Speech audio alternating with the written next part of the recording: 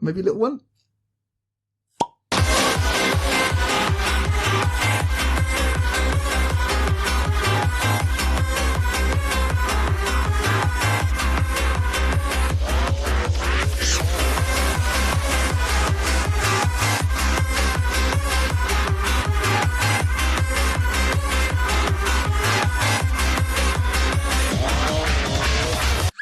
Alright lads, there's 7 of us, so we want to go for maximum crosstalk. We're aiming for peak unlistenability with this one. Now, in terms of content and effort, don't worry too much. With 7 of us, it's going to take about an hour to get through everything we've done. So that's like half the job done. From then on, just get drunk, get rowdy, and shout. Just shout. Okay, we all good? Alright. Woo!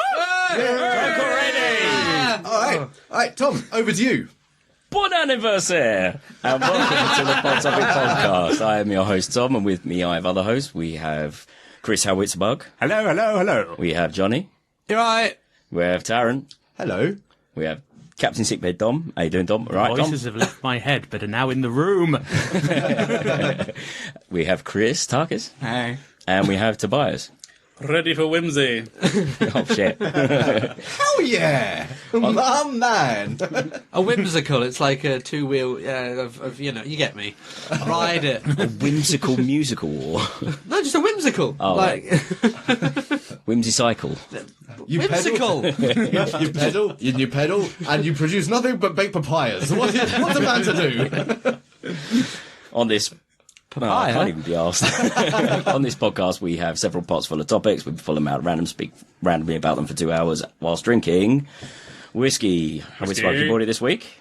I've been told it's pronounced Oschentoschen. It depends how drunk you are. It's got a German name, it's American oak-aged, and it's Scotch. All bases covered. Yeah. Let's get Indian. Everything you ever want.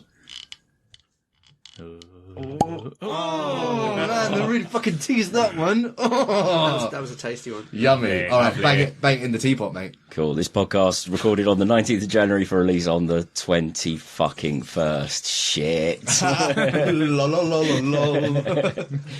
Right, what have we all been up to then? Can I just say happy birthday to my dad, who's 60 today?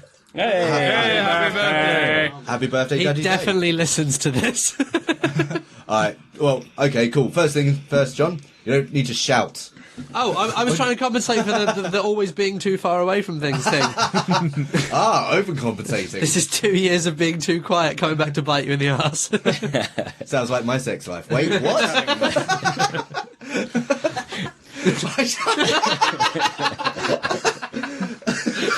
Right, Johnny's dad. Yeah. Okay, cool. Fuck it. I'll go first. So, there's been lots, actually, since the last one, because it's been, well, I don't know, maybe almost 3 weeks at this point.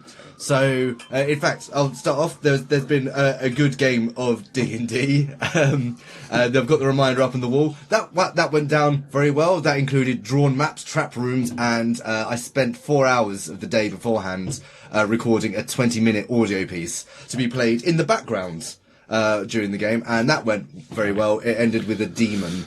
So, all things good. Tom, your opinion? Give that a yelp. I got to slay lots of demons whilst we played Rip and Tear from Doom original soundtrack. I fucking loved every second of it, mate. That is an amazing soundtrack. Yes, it is. So other than that, we had Dom's birthday, which I'll let Dom talk about. But there was a moment in the pub afterwards where Dom's sister, Saf and Tim from Orangafruüp, they brought the newborn, like 7-month-old at this point, along. 7 months, June. Like 6-month-old. Okay, fine, whatever. It's all the Get same. it right. The baby's important to him. But I got a cuddle, which was lovely. I finally got a cuddle. And there was this fucking moment where Heather turned around to me and said, like, have you ever held a baby before? And, like, I understand where she's coming from. She'd forgotten in that moment that, I grew up with James as a youngling. And was looked after him all the time. But in recent years, like, babies in my sphere, there's been my brother's first child who didn't like men. She liked looking at them from about 2 meters away, but get too close and then she'd start crying. And then there was her nephew, and her family just never really thought, give it to Taz. I don't know. So I understood where she came from, but I got to have a cuddle with the kidling, and it was cool. I love babies. What can I say? They're cute. Apparently. They love playing with things that go crinkle crinkle, which is fantastic. As do you. You've got a lot in common. Oh my god, I had a whale of a time. Are you kidding me? And there was a party. It was the end of, former host or slash hosts, Andy and Dee, who used to live with us in the Sawmill, live with me at the Sawmill. They've moved out their place and they threw one final sort of tiki party. So Carnage came out, which we've spoken about before. Again, still made in a bin and still potent. Heather got fucking a night. She forgot how Carnage works. It's so easy to drink and it's very, very potent. Is that why she felt terrible? I didn't really put all that together. When? She seemed annihilated on the sofa for a good half of that party. Oh, yes. Absolutely. Okay, right. That is, in fact, entirely the reason. Yeah. Okay, right. And yeah, that was fucking lovely. Sort of an entire weekend of hanging out, getting cuddles, catching up with people, having a generally quite lovely time. There was a moment, though. There was a moment on the fucking cab ride home. Fucking dude who was driving us. He seemed to have two jobs. The first job being I will drive people places, and the other job being, while doing that, I also get paid for making endless mouth noises. So, yeah, just constantly. No, podcast, no. But it's exactly that, but for what felt like about an age. Like, I don't know, maybe give or take the Roman Empire on the way home. And you're sure that you weren't just fragile and they were being amplified by you? No, here's the thing, right? When we got out, we sort of got out the car, finally getting to our door, and I said to Heather, it's like, do you know what? I would, if someone came along now, pulled that man out of his car and slay him in front of me, I wouldn't care. The world would be a better place for it. And she laughed, and then I sort of went on to explain, I've never heard someone make so many needless mouth noises. Constantly. It's like his hobby. It's like his favourite thing to do. Just... Yep, no, still no. At which point Heather goes, oh, that was him? I thought that was you. I thought you were in the front. It's the Blade Runner moment where you realise you're one of them. And I sat there fuming the entire time and just like, no, that wasn't me. That was, you might have heard my teeth grinding, but yeah. Other than that, fuck it, I don't know, the show's almost over at Rat Pack. Another 2 weeks, I won't have to listen to that bullshit anymore. And I have started playing Zelda Breath of the Wild. Yeah, no, we can't talk about Zelda. It's very good, let's leave it at that. No, but it's very good, Tom. Let's just leave it at that. It's, okay. May have spent 4 hours playing it today too.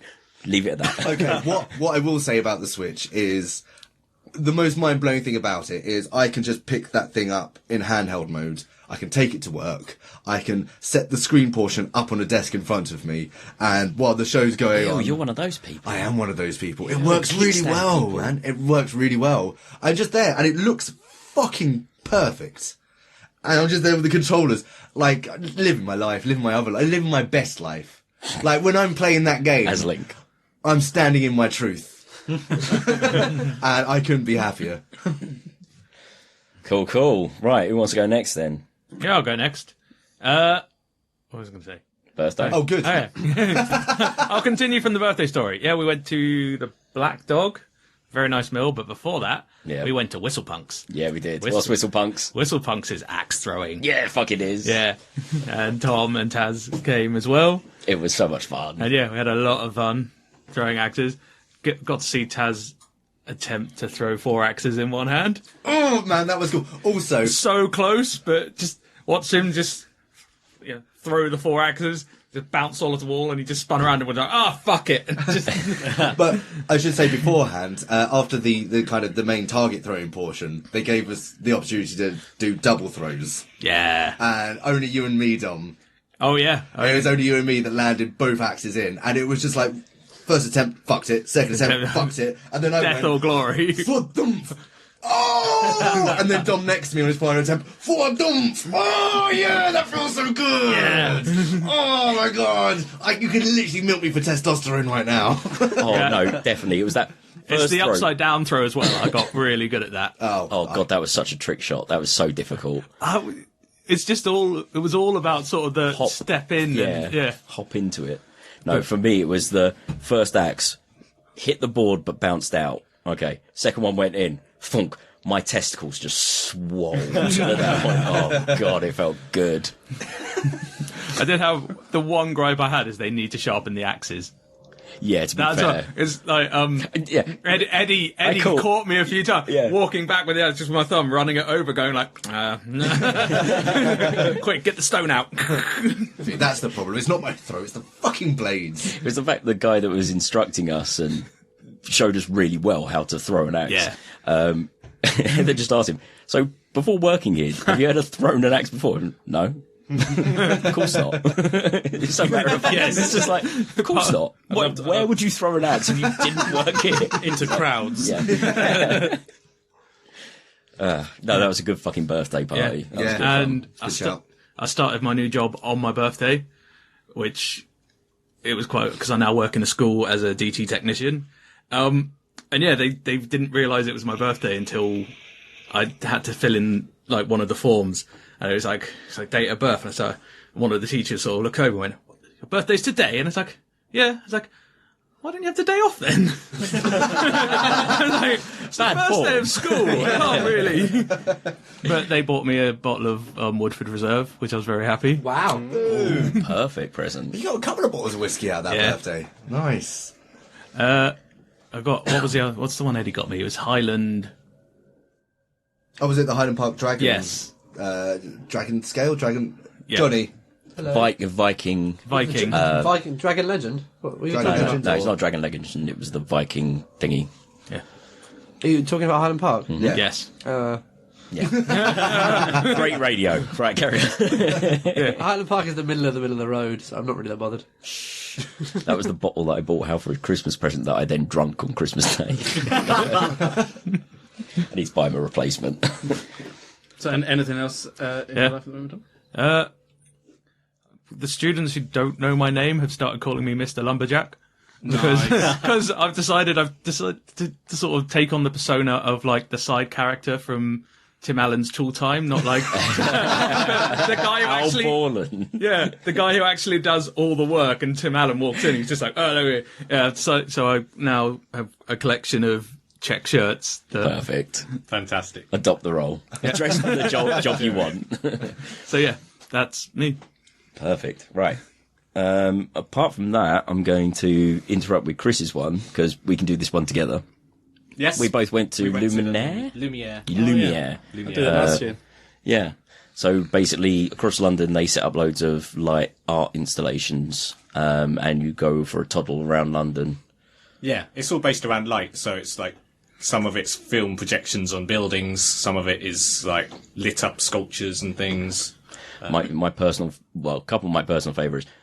The first one we went to in Trafalgar Square, did you go to that one? I didn't get to Trafalgar, no. So that was cool. There was just like 100 white balloons with LEDs in that were linked up as a, oh yeah, of course you've seen it from your work window, haven't you? I found it on my way yesterday to get dinner. I was walking through Trafalgar Square. I was like, oh, what's all this? What's this? Like this vaguely doomy music with lights going on. It's brilliant. It's like real, like, briny, no ambient wallop music with lights programmed in these like balloons. It's called Childhood, and it's like the cheer that went off the second a balloon popped. That was brilliant. That was the most British thing.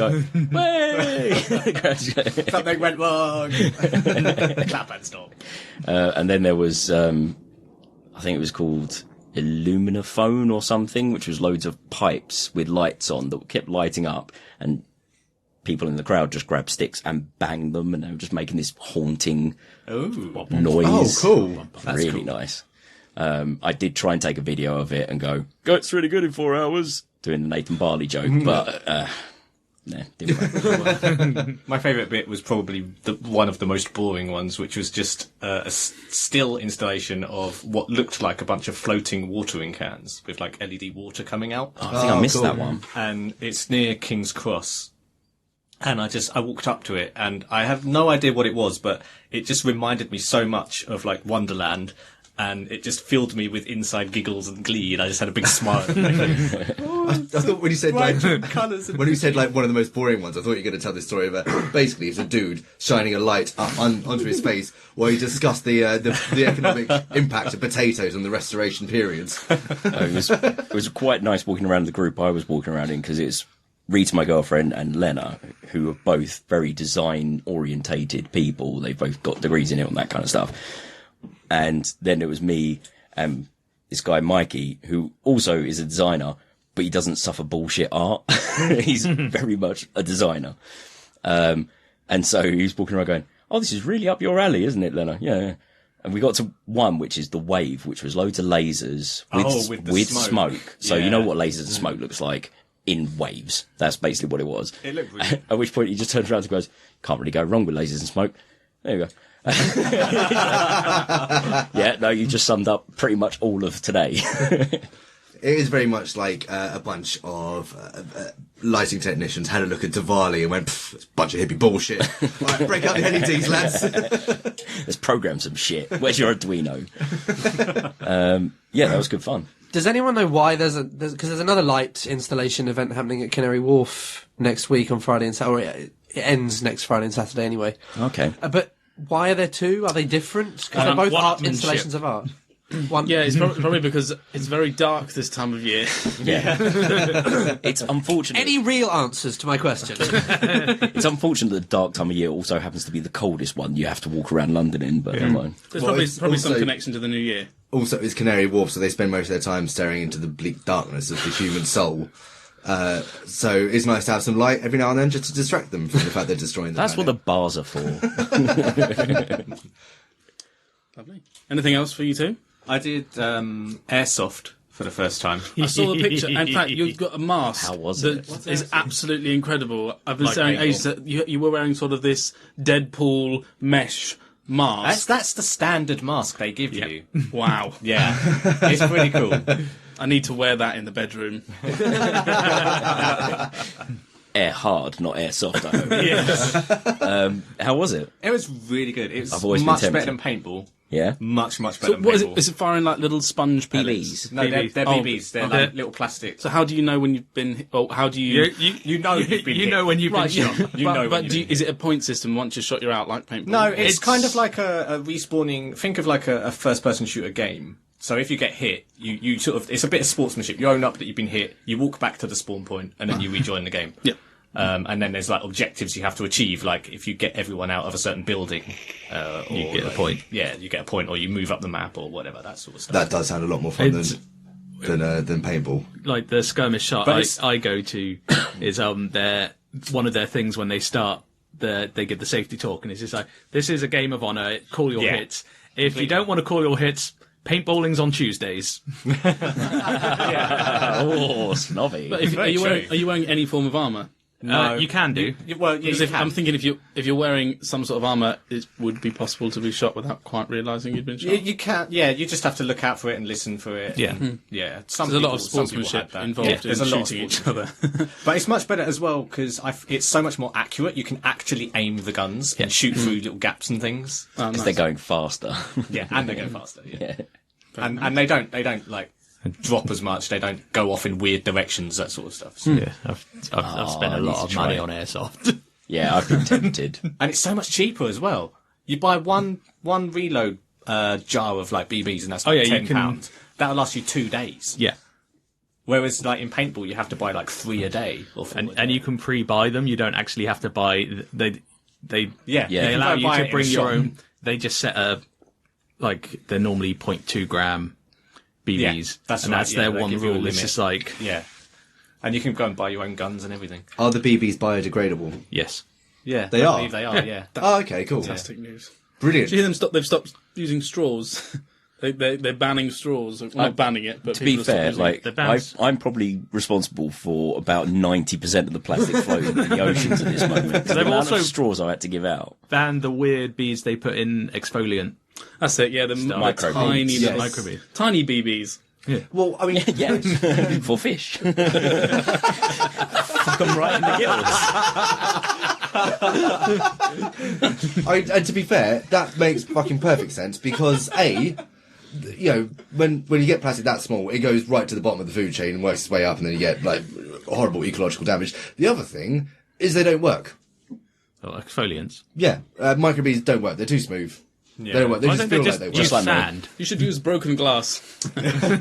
Crushed walnut shells. You fucking Wow. hippie. That's a hippie thing to say. No. It's the hippie thing. wittiness, That's the 'cause shit it's- they yeah. use to clean cat's eyes. They just blast cat's eyes with not. That sounds cruel. Not Tobias. I saw your face. No, not the actual eyes of cats, but yeah. Right, like in the road. Yeah. They use a jet washer with water and like crushed up walnut shells and just blast the shit right off. Wow. There is a top tip. Walnuts. Does your on cat face. eye need some cleaning? just need a- howdy, we got a solution for you. Get yourself some walnuts and just jam them right up in there. That's the sound of a clean kitty. So I need to get my Karcher washer and go to the supermarket. But the cat would be more like blasting the meat off the bones to make chicken nuggets. Right.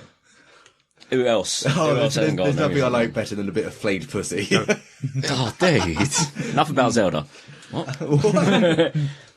to Tobias. Right, Tobias is in. I'm going to be brief. Right. Drug warning.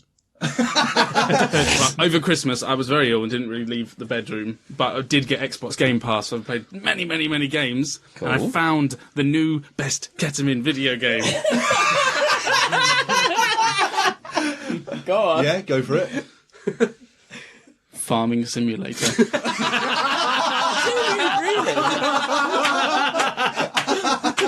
Oh my god, you got the wobble on there. I could just see you harvesting crops. No, it was amazing. I've never sessioned a game as hard as Zim did. Farming Simulator. It's nice so you can sort of co-op on a farm. It's very nice. What are you doing it seriously? Or are you going to see that? Oh no, we took it. I'm very going to draw a dick seriously. in that. Annoyingly, I got to the point where I bought the best tractor, and it's not very good. So I've just completely lost all enthusiasm for that game. Moved on to that one. Brothers. No, what was the other one? Black and same sort of game, but it's all very black and white. Limbo. Limbo. That's Yeah. a puzzle game, yeah, very yeah. good. Moved on to Brothers, is also fantastic. Video games is going well. In other news,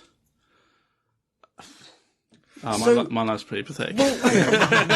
So you've got you and Zim have plans to go travelling at some point in the year. That's So tell us what's going on with that, right. because it means you're not coming to Wales with us. It does. There's a which- lot of plans I've had to turn down this year. Yeah. Because we want to travel across Europe, just sort of working for our residents. I hear you. Keep it because- white, keep it tight. and I'm with cheap. you. Yeah, ideally. I'm sorry, what? The thing that's been holding us back is Zim needs to sell her animal care business, and it's finally going through. Ooh, cool. So it shall be sold, we think, end of next month, and then it's just a matter of tying up all the other loose ends and heading off. So if you want to buy anything vintage that your grandmother may have had, I'm selling everything. Everything in your room. Everything Oh, down to a man. backpack. Your room is so cool. So just lots of old stuff.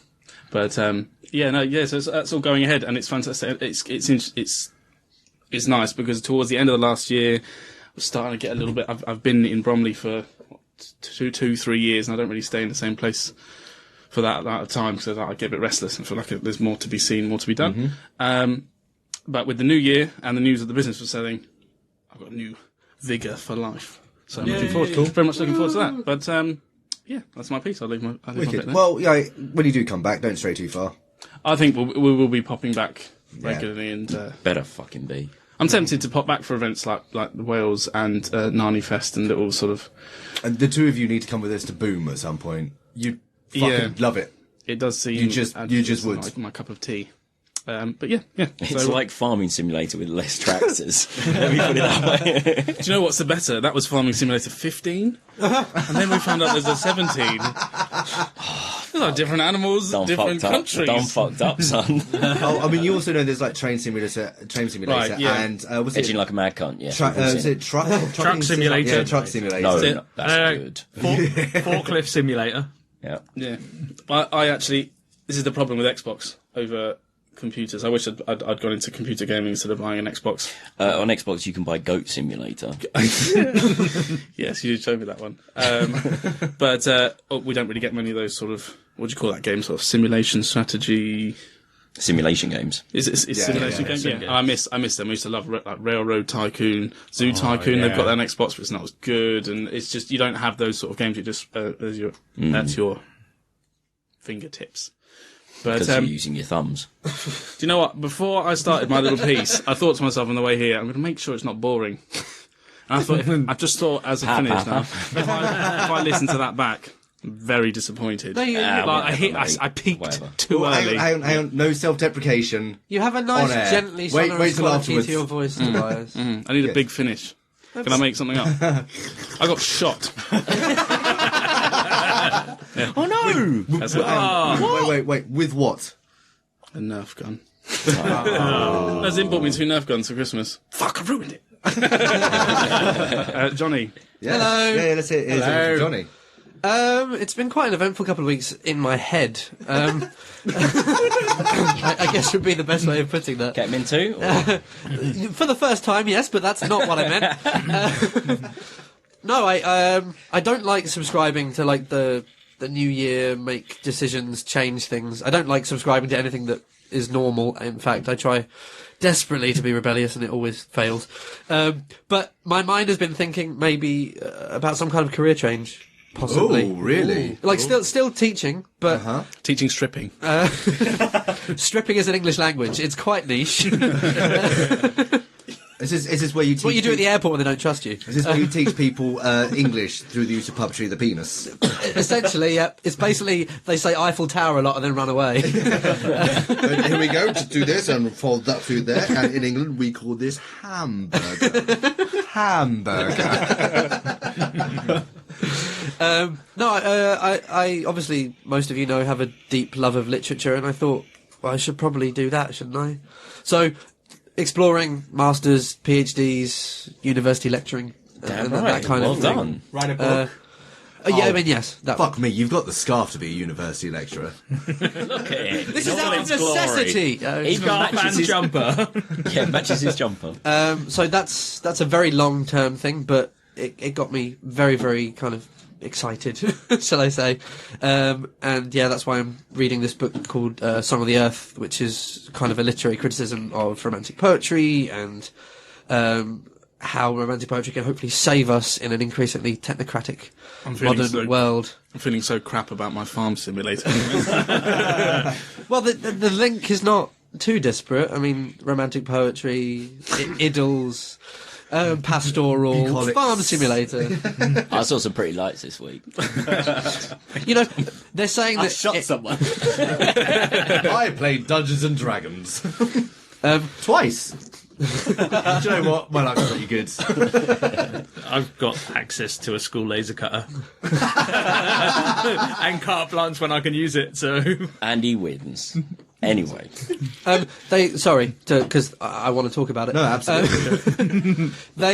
In this book, they're saying that obviously in the future we may have not very much nature left at all. There might not be much to see, and it's suggesting that in the written word that might be one of our places to get it back.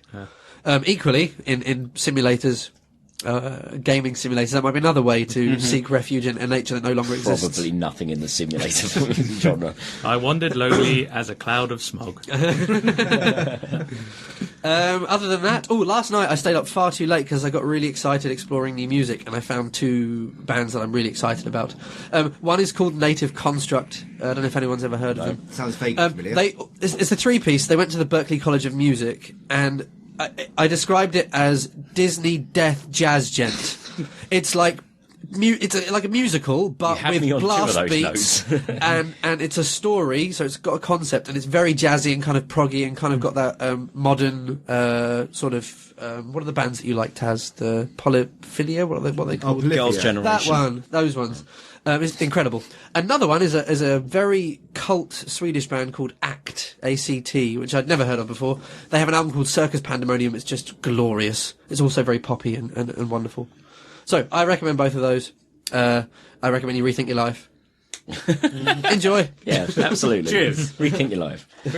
Christakis, get on that mic. Oh, Yeah, hello. I have to climb over. Oh, I have to climb over Dom. Yeah, that'll do. Let's shimmy. Wait, 7 people, 3 microphones never works. Yeah, you need to shimmy your chair right up. 2 girls, 1 cup, 7 people. Nobody draws change Well, yeah, places bar, whenever you do. Barrett. Basically, Dom gets no space whatsoever, and we're all up in his grill. Have to Sniff his beard. Oh, look at that. Now Oh, you I wish this was a video podcast permanent now. cuddles. Well, first of all, why am I not invited to Wales? I'm gonna do this on going air? to be entirely so. somewhere else at that time. Oh, yeah. Oh, I'm sorry. Which Are you brings leaving me us to to my go next to a point. foreign country? Oh, yeah, I forgot about that. Yeah. What are you doing? Oh, no, we're taking this off. Okay, so Going for the what am I? ultimate hover hands. I've just come back from a nice warm holiday in Cyprus for Christmas. Sounds terrible. Oh, Sounds amazing. the videos you're because sending back look good. It was ridiculous. My mum and dad had the fireplace on at 22 degrees and the windows wide open. In Cyprus. In Cyprus. It's Christmas! Come on, And when have the fire on. I asked my mum, why do you do that? And because I couldn't comprehend it because I left Cyprus 10 years ago. She was like, well, cheap. it might get cold, but it's also for ambience. So, yeah. What, sweaty ambiance? Do they also have like fans running as well? Yes. And the air conditioning is on. We got the fire on, the air conditioning. I'm responsible for all the plastic in the seas. Your family's responsible for all the electricity being used. Exactly. That they make up the entirety of Cypriot carbon footprint. But it was quite lovely because I haven't eaten meat for 8 months before going to Cyprus because I wanted to detox. Ooh, hello, sound. I wanted to detox, and then my dad doesn't get the fact that you want to detox because he doesn't even fast for religious holidays. But do you even fast, bro? I does, but yeah, I had lots of meat, lots of spit roast. I'm sorry. Oh, Does your boyfriend know about this? Nothing. No, what? Never mind. Carry on.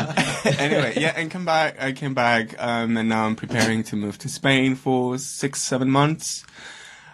Oh, we're gonna meet you guys. I'm gonna miss you as well. But yeah. I'll be listening to the podcast. I'm not. No, you're not. So that I feel you're closer to Well, me. I mean, we've always got the option of getting you on remotely. Huh? We can do it over the internet. Yeah, we can do it over the internet. Yes, can we do that? Yeah, absolutely. Let's wait 2 months though, because I don't want to be like, oh, Yeah, I you got missed to have 'cause I something. don't. Something you've done. Not straight away. Not too often because the delay is unlistenable. But yeah, Yeah. it's, Yeah, not it's, too The it's sound of much. the fire in the background as well. Just Yeah, and I might be too busy. So. Don't wait too long because we will forget you. yeah. So yeah, no, tell us why you're moving. So where are I'm you moving and to why? I'm moving to Granada because I want to finish the one book that you were so eagerly waiting for me to finish, so you can edit. Yep. And the book's finished, but it just needs trimming down, and I need to start the second one because it's a 3-book series. And I really have I have a good feeling about this book. So once it's finished, Taryn will be editing, and then hopefully go to an agent and hopefully see it published. But to do that, I've worked really hard to save up money so I can go to Spain for 6 months and not having to work. And I'll feel so inspired there because we found this amazing flat, and it overlooks the Alhambra Palace, and it's such a dream. I'm so excited to go. It's only 2 weeks now. And you can go read about the Alhambra Palace. Where? I have been on a tour. Where is it? Is it in Dr. Granada. Wonderland, maybe? Can you Oh, I forgot about that. Oh, that thing you're waiting for as well. Okay, so my website's going really well, but at the moment, because I'm moving, I haven't had time to prepare, but I have so much content and I have a lot of amazing interviews. One of the interviews I have is about this little guy called Callum. He's 13 years old and he creates this really psychedelic, death-looking gothic figurines. Oh, and yeah, he's got his shit went around Facebook. He's got about 1.5 million followers on Facebook, and they agreed to do an interview with me, which Wow. yeah, I think that's quite cool. So I'm waiting for his interview. I'm waiting to finish that interview. So, yeah, I mean, the main thing. Going to Spain, I'll be working on the book and the website full time. And hopefully see. I want to see. Yeah, I want to see Dr. Wanderland as a company in the future. Absolutely. So yeah, that's all I have for now. Cool. Is that everyone? Are we through it? I have a I think guitar. that's everyone. Oh, yes. Yes, you did get it. I have Chris's guitar, because he's moving. Yes. Do you play guitar? No. Do you want me to? Not yes. Yeah, exactly, not yet. Oh, do you know who can teach you? I can guide your fingers. Oh, please do. I can play 4 chords, and I still have to look when I change. Well, apparently, That's one more than Bob Dylan. You're fine. to be fair, apparently all you need is 3 of those, and then you've got the truth. Yeah. And just remember, when he asks you to blow, it is a string instrument. Okay. So, yeah. I'll keep that in mind. But no one's Can be ever. fun. That's exactly why there's a hole there. Occasionally it's necessary. Cool. Or is it like a games cartridge? You've got that every so often. Yeah, you've got to flow to get it going again. Yeah, exactly. Right, cool, let's get on with this shit. Come on. Right. All right, who's taking whose spot? Chris. Yeah, Chris, do you want Yes. to grab us one from the hot pot, please? Sir? Good man. One from Hotpot, one from the host. Because it's been. When was the last time I was on the show? When you were last on it, that's when you were last on it. Yeah, right about that time. About the time you were here. 17th of November. Oh, have you pulled out the Kai mega topic? No, it's host No. pot. Oh, Host pot. of course, yeah. Political food. So what's the difference? This one's from Tom. Shit. Political food puns. Go. Political food. Oh, this is one of my drunk fuck you Tom ones, isn't it? Tomato May. Good on. thing we got Johnny here. Do you remember that Yeah, but topic what? that came out I need that context. wasn't This isn't a context. drunk Tom topic? Like any topic you've written, I was drunk. Yep. No, I was No, drunk. no, I only ever submit topics when I'm drunk. Okay, so what political food puns? Go. Okay. Go. Who? Well, I mean, here's the thing, right? The canteen is a Bregs fucking... it. There you are. The canteen is a fucking nightmare in the House of Commons because they work on a first repast the post. What is this? How many MPs have he? There's a mad rush, and it's just like, Tories have got 51%. Close the canteen. Whipped cream. There you are. Donald Trump steak. I mean, just as an idea and a thing. I mean, could you imagine if that was a real thing? Because that'd be... With a bit of hair placed on top. Condoleezza Rice. How do you? That's really good. How do you get meat out the NHS? Jeremy Hunt. Wow. Oh God! Wow, you know that's good. Taking it. That's fucking good. That's not He just hasn't saying got Google in front of him, I think. That's impressive. I don't think we can top that, guys. No, that is very good. Houses of Parliament. These aren't so much puns, are they? These No, How is that not a No, pun? these are very much puns. Yes, They're it's just, exactly they're what a just pun is. like no context. Yes, that's what's missing, Fun context. Nigel Fromage. Yeah. Which would kill him. He's went to Europe. He's a very cheesy man. I come and bear it. Oh, fuck this. That was a good topic. Yeah, fuck you. Actually, I don't know that I've got anything beyond first repast the post. That's no, let's pretty nick good. this Yeah, while we're thank still you. ahead. You can- And I think Dom's taking still ahead. A head of lettuce. What? I was just about to say, in the House of Commons, you know you've got the green carpet with the 2 red lines? That's for the kebab sword fighting. Yes. And the whole place, like in session, it smells terribly of garlic because of the Speaker of the House. Oh no, that's a bad one. You pronounced that note. mouse. That's a bad one. That's really, yeah.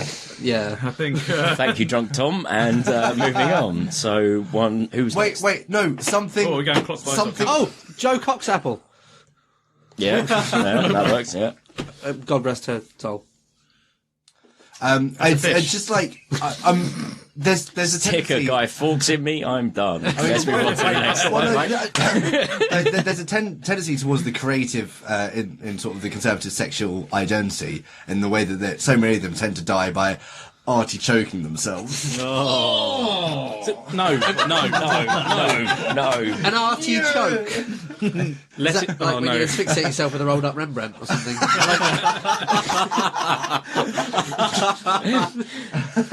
Boris Johnson. It's not fun. It's just funny.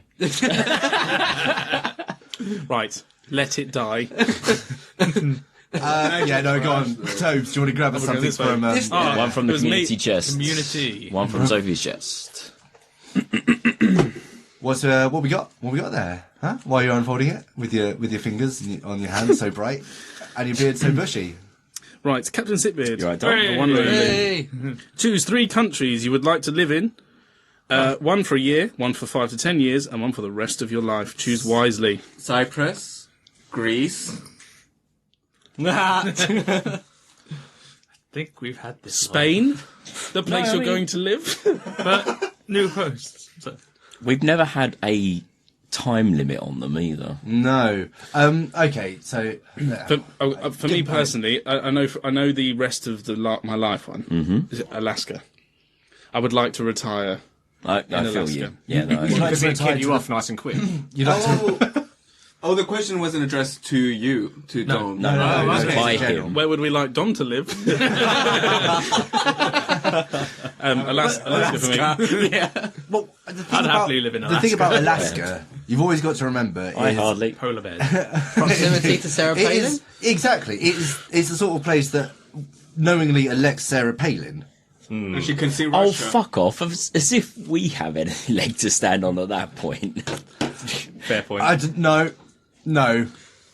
You're saying that we pale in No. comparison. Oh, come on. I know, we moved on, didn't we? Sorry. No, keep it going all night. It's the only comedy we're going to get. Oh, really? Do I need that? Thank you. Do you know what? I've actually in the past sort of few weeks, or months, or whatever, I've actually started to like develop a begrudging respect for Theresa May.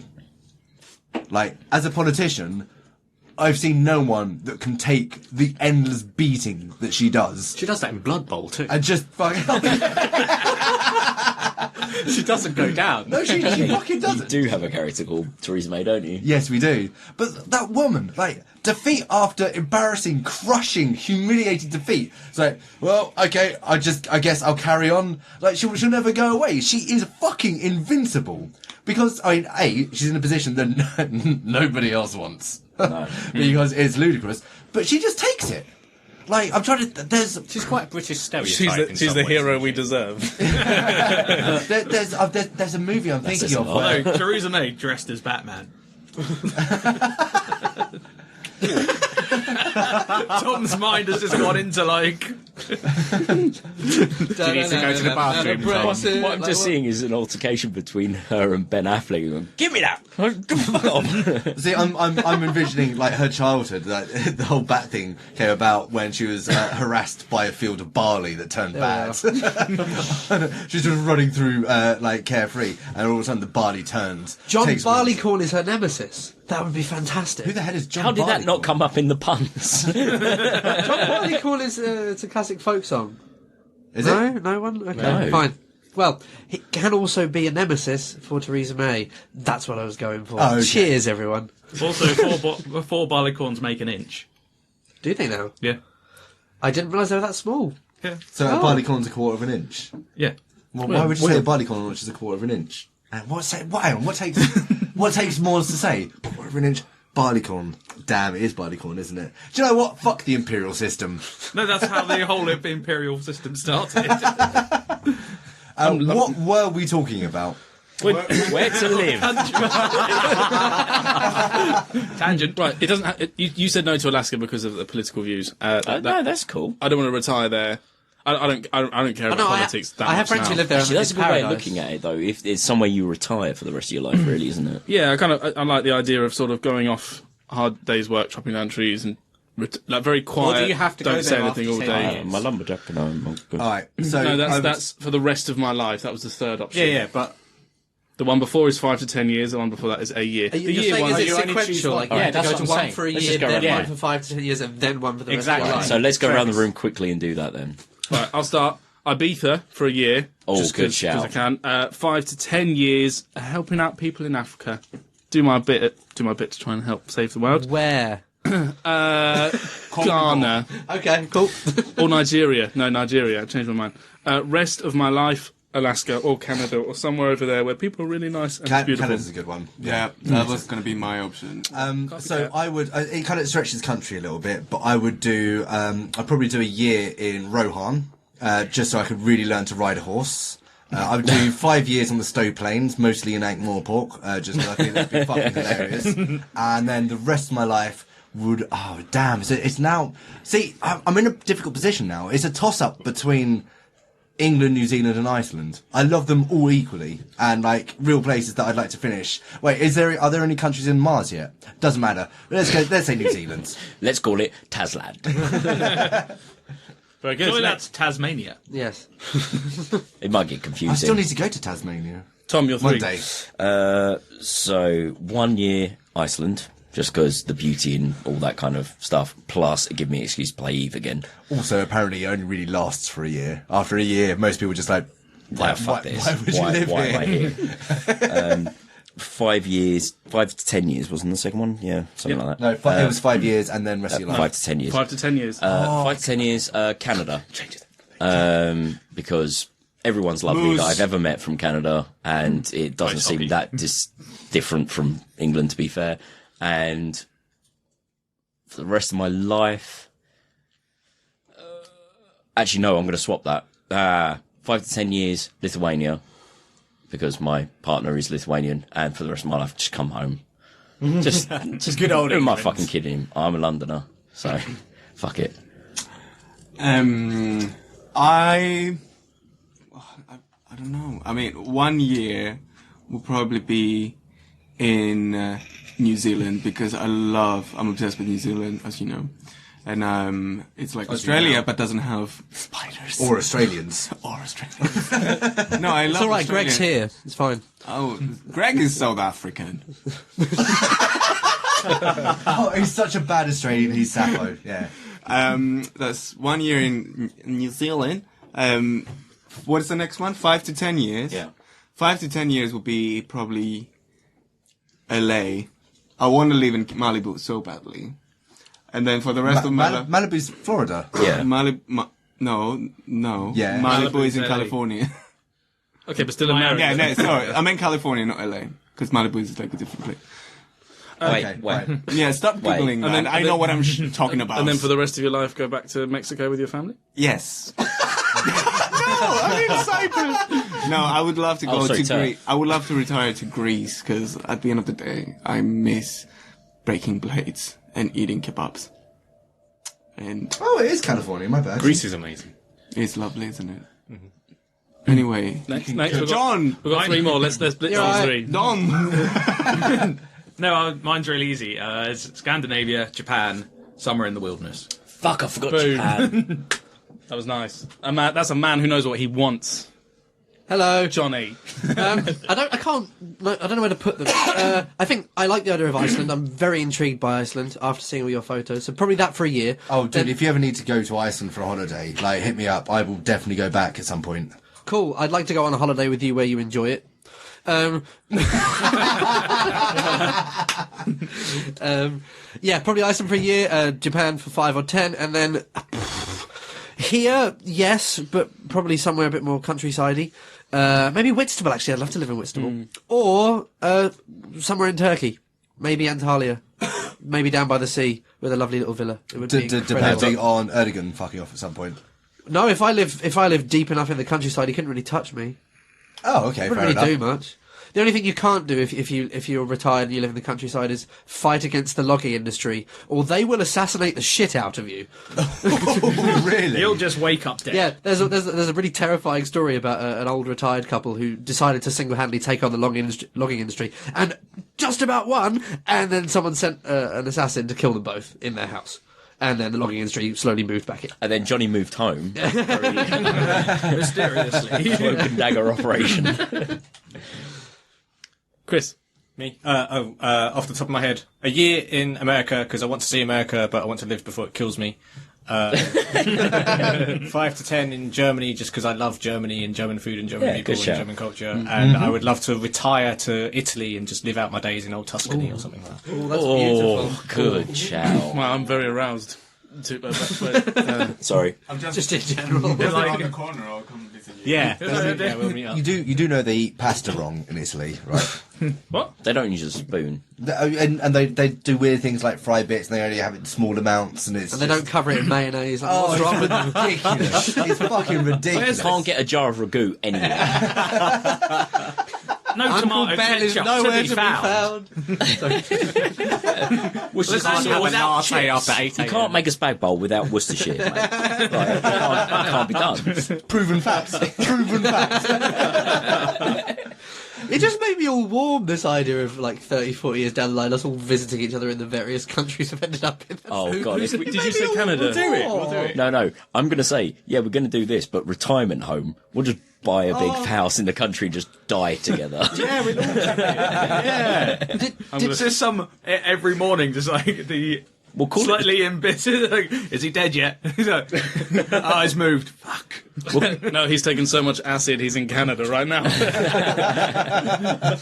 The wondering if he's dead yet, you just remind me of like Skeksis, like just stood around the bed, just waiting for him to die. I need his Nintendo. I need his Nintendo. Yeah, we'll have a death pack for a Nintendo Switch. Yeah. Well, it's either that or it's what was it, the Unseen University is like the man with the biggest, pointiest shoes. Yeah. Well, and after my 5 to 10 years there, I'll be well versed, and I will rule you all. Except I won't. No, I don't want to live long. Actually, just like I'm good at 80. I'll fuck off. You guys can deal with the body. It will shit itself. Can I have your hair? Yeah. Yeah. That is binding. Can I take hostage? You just made me think of a topic I really want to discuss with people. Is this against the rules of the? No. Yeah. No, fuck it. Yeah, no, what you do is you write it down and you put it in the pot. Yeah. You Podcast, come on. you palm it and then you go, I'll take from the host pot. Oh, it's mine. No, you said 80. I want to die fine, but how do people like to die? Because I'm really curious about this. I think we have had that. Oh, I We know have. the Have answer to we? this. Yeah. Well, I've never been. Oh, here. No, I didn't answer. this. Yeah, go for it. Right, I decided the way I want to die is on a cliff, on my knees, have my head swiped from my body, but for it to be Ramirez. not for love, but for a good cause, to be a martyr, to die for something bigger than myself. Okay. That is how I want to die. You can't have any more ketamine, Tobias. Cut my head off. You want to be removed I've from. bought a claymore for exactly this time. Yes. In case of Zimmy, if you love me. Sim will be the one cutting my head off. Yeah. that was my line. just quite like the idea of a threshing machine incident. Oh. But you Not would at the like time, you wouldn't. No, but So, I mean, I obviously the preference one is to like go out in such a way that you've had a good life, you got on your way, and then you could sort of pass in your sleep, and yeah, there are people there to look. If I don't have that, I'd actually I've always loved the idea of an opt out. So we get to a point where life has become so much suffering that I take the ultimate power and do you know what? Fuck it, I want to die. So I'm now like I'd quite like that. It's like okay, cool. And there, in particular, there are a number of proposed euthanasia ideas, and there's one called the death coaster, which is basically it's basically a roller coaster in which there are 10 concentric loops, and then by the time you hit the end of the 10th loop, the G's have killed you. Oh. That sounds like a dream. That sounds horrible. That's going to replace the one. We've that I was spoken gonna about that say. before. That might be my absolutely worst. horrible. That might be my worst death. I can't quite stand like that. the idea. I'll take a gun any day. Well, being, no, because being one of the first people on the SpaceX or whatever they're called trip to Mars. Yeah. Uh-huh. Yeah, that'd be pretty good. yeah, what as in like die in a big space accident? No, strapped to the front of it. Have we? I am the figurehead. Don't worry, good astronauts. I'll get us to Mars. Oh, yeah, if you could paint me up like a big titted mermaid and stick me on the front of a rocket ship, done. I'm assuming that when you last discussed this, someone mentioned the dying by orgasm. Probably. No, but Chris is very excited by this prospect. That seems like a really shit thing to do to the other person, though. What? No, hang on. Die by orgasm could mean you die by them orgasming on you. Yeah, die together. What a Drowning romantic in way it. to die. Drowning in it. Yeah. What a romantic way to die if you did it at the same time. Well, synchronized like orgasm. Actually, that'd be pretty good. What, and then both passed at the same time? That would be amazing and frankly Le impossible. Grand Mort. Mate, seriously, yeah. I'm assuming you've kind of planned it ahead of time so that you've left a note for when people do come and eventually find your body. It just says, yeah, no, we know. Take pictures. It was lovely. Let the world know. Is that line from one of my favourite porno flicks of all time? Dude in a hospital bed, nurse says, it's terminal, but I can suffocate you. Live by the, born by the snatch, die by the snatch. Right, come on, next topic. It's you. Let's go. Does anyone else like to talk about how they would like to I would die? like to die. Sorry, but I go would for like it. to die when I'm over 60, but not. I want to die before I'm 70 because I don't want to get wrinkled, you know. And Hold on. Wait, at So you 60 mean you're gonna be wrinkle when you're free? over 60 or when you look like you're over 60? You've already got wrinkles. okay, now Oh, he looked like he was about to kill you. it's like we went to Tesco's earlier, me and Tobias, Uh-huh. and then I wasn't ID'd, and I got upset. Because I wasn't ID'd. And then we come out, and I said, if we actually asked people outside, how, and he went and asked people, he said, how old do you think this guy is? And the girl turns around, she says, 24, she looked as if she was going to win something. And then the other guy said, yeah, I'm going to say about 24 as well.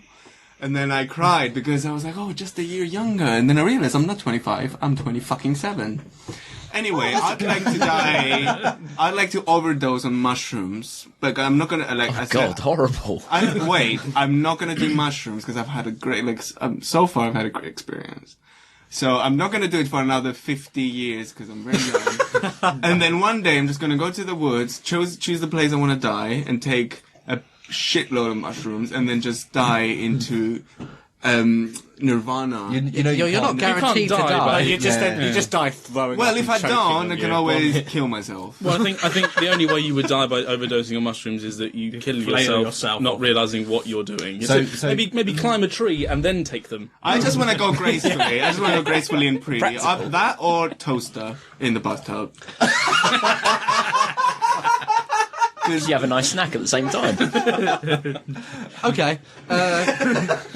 Just because you talked about taking mushrooms and then you talked about like climbing up somewhere and then doing it. I have taken acid and then jumped off of a cliff, not to kill myself, just jumped into some water. So I was thinking, if you went to somewhere like a huge bridge, like the Bosphorus Bridge or the Golden Gate Bridge, and then took the psychedelics, and then jumped with the intention of killing yourself. But then If you'll you did survive. if you because did it at the Golden Gate Bridge, they've installed suicide nets, so you just sort of landed a net and just flailing around going, oh God. And the Turks haven't got there, You'll, so... But the you'll problem survive is then because you're sliding your bollocks off and you're now snared. That's amazing! you'll survive because you'll think you're a whale. I think what you need to do is, whilst on the bridge, you take the mushrooms, but beforehand, you leave a little note in your pocket saying you can fly. And then when you've forgotten that you put the note there, open it up, you're going to try. Oh, God, of course. There you go. Right, I want to be nailed. Well, I actually crucified. also that depends on the person. If you got a vaguely contrarian personality like myself or Jonny, maybe the way you want to go is leave a note in your pocket that says you can't fly. So, you get to the point of absolute nirvana. Take out and go, I will show you pocket paper. No. Huzzah! Even better, you have in your pocket a note that says you can fly, and you write on the floor before you climb up, no, you can't. Oh, gorgeous! Yeah, I like it. Then you trick yourself into thinking, what? You basically just go, hey, I can fly. No. You dickhead. Oh, sorry guys, Yeah. he's not very smart. Explain the joke. Wasn't that funny to start with? Well, no, Carry on. because halfway down, you've already set up a little arm with a glove filled with stuff on it, saying like you're doing it. High five. Then you high five out on your way down. I am doing it. Splat. I like the idea of doing attempting something heroic. So, like, you're on a plane and both pilots have, like, can anyone fly this plane? And he's just like, look around and be like, I'll give it a go. I think I can land this plane. Oh, you just go fully confident. I can do this. Have faith, people. I would honestly like to die recreating the fresh fruit self-defense sketch. And Yes. they've actually replaced the 16-ton weight, but nobody notices, and they just carry on. I just thought of the one Now who's I eat the banana. Yes. Could you imagine sort of release recreating? the tiger. Could you imagine like recreating the fish slapping sketch? Only you're hit so hard with the sturgeon that Breaks it your does neck. actually Snaps kill your you. neck. Whoa, what a way to go! I'll eat a dick. We really missed Nicola Sturgeon earlier, by the way. Forgot to Oh. The I'll other edit one. it back. Thank We'll you, pop it in. good. Do you The want to other- deliver it a bit better? What's the pun? Nicola Sturgeon. There we go, right. Right, edit point. The other one would be either in like attempting like homemade like astro rocket propulsion. I build my own rocket and be like, I'm going to try and get to the moon on my own. To see if this explodes. To see if the Earth is flat. I'd like that. He if the will be rocket flat after that. No, but could you imagine? You think, okay, right, all I need, right, is air. So if I just send myself up and I've got a balloon. a spool of tube, so that I can breathe through that the entire way, and then you just get into the outer atmosphere, you're still breathing, but suddenly you're decompressing all over. Dude, that is Sam and Max. That is the very first Sam and Max comic. They literally take a paper bag of air to space and just go... And they actually put them over their heads at one point, and then they take them off and go, oh, there is an atmosphere here. Those astronauts are pussies. Right. I think that's. Can I just? You made me think, talking about strapping a rocket to yourself and then exploding, that I was recently reading an article about magicians who died. And there was a magician whose assistant, they were doing some trick about like moths to a flame, and this was back in the days before like proper gas Health and supplies. safety. And they had gas in like bags. Yep. And so there was this bit behind stage before the show, and they were inspecting these bags, the magician and his assistant, and they exploded. Oh, is it all right? To the point that pieces of them injured people nearby. My fleshy shrapnel. Yes. Yeah. So, thought that you was know, hilarious. there have been so many deaths in the past, sort of recreating the catching a bullet in your teeth. Yes. Yeah. Thing. The thing there's always and so many of them have been killed by shots to the head, and any marksman will tell you that headshots are very, very difficult. So it seems to me all you need to do is to try and not hit the head, and suddenly you're the world's best marksman. You're American Sniper Mark II, only not a dickhead. That was a dickhead. when you're talking about magicians dying, the way Tommy Cooper went, it's got The most beautiful And death everybody Yes, thinking that's- it was carried on laughing. ever. A standing ovation. I don't at the even point know of the his man, death. but I know I that's bet how he he would have didn't wanted think to so. go. No, I beg to differ. I guarantee. All right, is- bit of manic panic. Well, no, because he had a he's heart looking down, attack, so he right? must have gone. He must have started going on stage. Oh, I feel a bit off, but Yeah. it's just nerves. It's just nerves. And then when he's on stage, he's like, "Well, actually, this is it. Yeah. So why not give the performance of my life?" Yeah, I can't say Well, I there know the wasn't man, but from exactly- what I do know, that is definitely the way he Have you heard wants the to go. Scroobius Pip song about that? No. It's called Tommy Cooper. It's him describing what true beauty means. Have you watched the Wow. footage? Yeah, Yeah. It's Yeah. Yes, it's harrowing. hard to watch. Yes, It really it's is. really dark. I never have. He just slumps down and he's just sort of sitting there, just. There's But sort the, of like the the entire odd- audience thinks it's part of the Yeah, act. they're sort of, but they're not like really laughing or really. It's like the odd sort of nervous giggle, and like it's really. And then the curtain comes Yeah, down. the curtain The just curtain comes just down. sort of And then opens. everyone gives a standing ovation because it's Tommy Cooper. And it's just like... It really is beautiful. Yeah, It's the way he would have wanted to go. Probably not as painful, but yeah.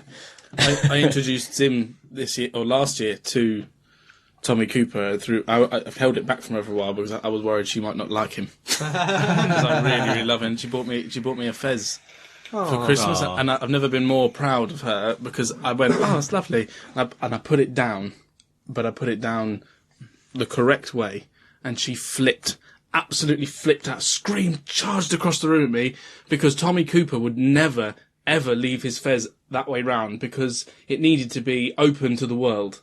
So all of the ideas Yeah. would flow in and out of it, and he was very, very serious about it. And That's beautiful. I was never more proud of that. I felt terrible myself. I was like, I'm supposed to be the Tommy Cooper fan, and I fucked up. But I highly recommend the biopic of Tommy Cooper as well. So. Who plays that?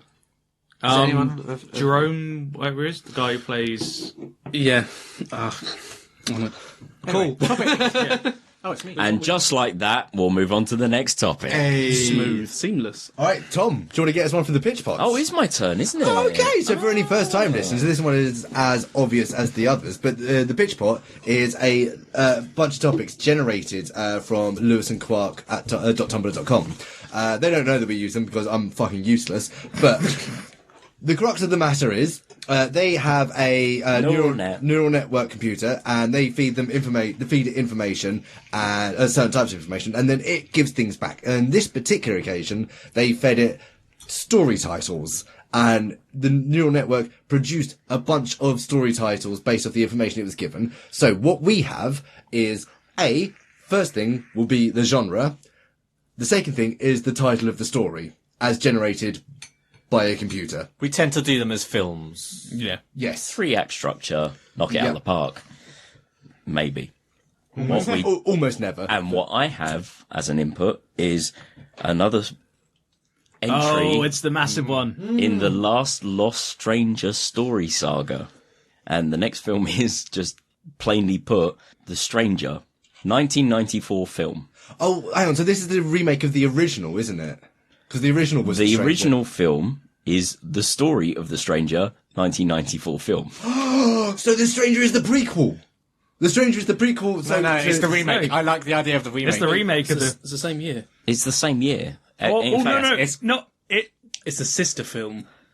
No, Released at the same time for Okay. a different audience. Taron, can you give a quick It's a copy. recap of the Lost So Stranger saga? the story of The Stranger is a film in which there's small town America, and then a dude turns up and just takes up goes residence. bad. Yeah, he takes up residence on a bench. on a bench in a park or something similar, and the inhabitants of the town start losing their mind over why the fuck this person's here, because they can't get anything out of him. He just sits there day in, day out doing nothing. And so first off they try to oust him, but they can't move him, and then eventually they just turn in on themselves and the town destroys itself. This is the story of The Stranger. Now, so The Stranger, the 1994 film, The Stranger, is either the remake of that, or it's the story of the... It's in the same year. Same year. Oh, I get where Taz's coming from. or it's the prequel that talks about where The Stranger came from. No. No, that we was kind the of already princess. had Here we that. go. No. It's was the The Last same Princess. film from the other perspective. So instead of being like about the So it's The village told and- from the stranger's perspective yes, Ah, yes. now. So it's just him the shit he watching. sees. About this town going okay, so crap. first off, the whole thing has to be in black and white and dubs with a constant narrative of really What he's obscure esoteric poetry. Yes. If you're like good at this shit, you can pretty much figure out what's in his mind. But he's just watching this town destroy itself. Does Yes. it need By sound? essence. Can it just be done through music? So it kind of explains. Yes, it can, Dom. That is in fact a thing that can happen. And is, Are we talking tiles of writing appearing? That's black and white and It's a bit. No, it's a little lots of- bit. we're going artist. Lots of close-ups of raised eyebrows and eyes French. going left to right. Le Fin. including one shot of a Nothing. dog doing the same. My other thought was the original film saga, was it a foreign, was it, say, from Japan or from Lithuania, or was it Shin. The Stranger. I'm thinking maybe something along the lines of Eastern European art house was Yeah. the original. Oh, okay. And then And- Stranger is the American remake of it. Right. Yeah, Yeah. The global So, market. 2005. Take Yeah, the Western so- market, yeah. This is when the like Ringu it's become cult. It's the film saga has become a cult film, yeah. and basically Hollywood has gone, well, not many people like the originals because they're in black and white or I love whatever. that we're getting meta. There's too about many this. foreign people. Yeah, there's too many foreign. It's not in American, so we're gonna make. Yeah, so Okay. it's the Ring American version versus the Ringu. Yeah. Yeah. Okay, so where the original was this kind of commentary on the destructive nature of the unknown. No, what's not collective, individualist culture. The Americans took it from the position of the stranger. They make him an iconoclast. They make him the hero. He's turned up to destroy this bad-doing town. Is he getting a backstory? Is this an origins? No. We don't get the origin here. All we get is motivation that he's turning up and he's destroying this town because it needs to be destroyed. This is beginning to sound like a Christian Sodom film. and Gomorrah. This sounds like a sister film. Mel Gibson directs. As developed by the Jesus turns people up and he who punches him in the released face. God Is Not Dead. Yes. And this is like the black sheep of the family. It's not technically canon. Okay. So going it's- with that, what is the actual 3-act structure then? It's going to be the same, surely, as the first one, but from a different perspective. A lot lighter and whiter. Well, as you said, Sodom and Gomorrah, the town is very hedonistic. So it's sort of a little bit hobo with a shotgun. So this guy turns up. Do we see more than we saw in the first film? so- Like, behind what's going on? No. it's in from fact- his in fact, perspective still. if anything, we see less. He Chris. sees more. No, Chris. I think they should over-explain it. Yes. They should well God, yes. over-explain it. All so- through narration. He's just... The stranger once lost his puppy. I'll leave it up to you. So hold on. Well, you're His giving puppy you an called origin now. Princess. No, the narrator Yes. has to come up with ideas as he's speaking. He goes, oh, and this happened, and this is I just what like he the thinks. idea of all- But All the cast are sort of standing around, sort of sitting there, and it's a Writing little as they bit record. improv. So it's just like, and then this, and someone goes like, "What is this?" Oh, okay. How about this? Okay, how about this? It is in fact the original. Only the Americans have taken it. They've dubbed over, Oh, and they've changed everything and then over-explained, and then in the end, America somehow wins. even though they've everybody re-edited, dies. rewritten the story, Yes. to tell their own narrative. And the protagonist and the love interest survive at the end. Yeah, They survive Yeah. the stranger's Yeah. onslaught. Yep. Yeah. All right. Cool. Done. Sweet. All right, next topic. We got away with that one. Chris, would you care to give us one from Il Hotti de la Potti? One from the host, one from the hot pot, I one would from the care hot very of much. hot. How dare you hand me this pot of toppings to pull from?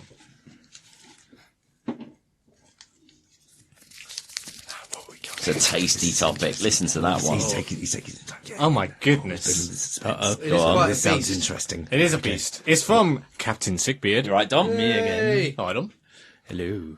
If cannabis was legal tomorrow, how would television shows adapt? There'd be a lot more interesting. For example, a rather stoned Monty Don on Gardener's World giving tips for the best strains soil versus for the best strains soil versus hydroponics, and the merits of the heirloom strains versus the modern super strains. Oh, it's all about the purple blood. Okay, the first thing I'd like to talk about is Philip and Holly on This Morning. Yeah. When they And so, like, it's legal. Wake and this bake. day. So one of them, I'm reckoning Philip Schofield gets blazed, while Holly Willoughby remains on top of things. I've got to say, It's like the idea. He's just there with like various like snacks. He's just slowly Just giggling at crisps. everything she says as a double did anyone entendre. else see the Philip Schofield gin Snapchats? No. Yes. So over Christmas that's just passed, he decided he's got all these flavoured gins in like this little gift set, and he's going to drink them all on Snapchat. I've never seen a dude go from white-faced white hair to white-faced red-faced white hair so quickly. It's sublime. It's amazing, and he's like mixing these flavoured gins. So he's got so he has one that's rhubarb and ginger, and then he has a rhubarb gin. So he tastes the rhubarb gin, he tastes the rhubarb and ginger gin, and then he decides to double up on the rhubarb.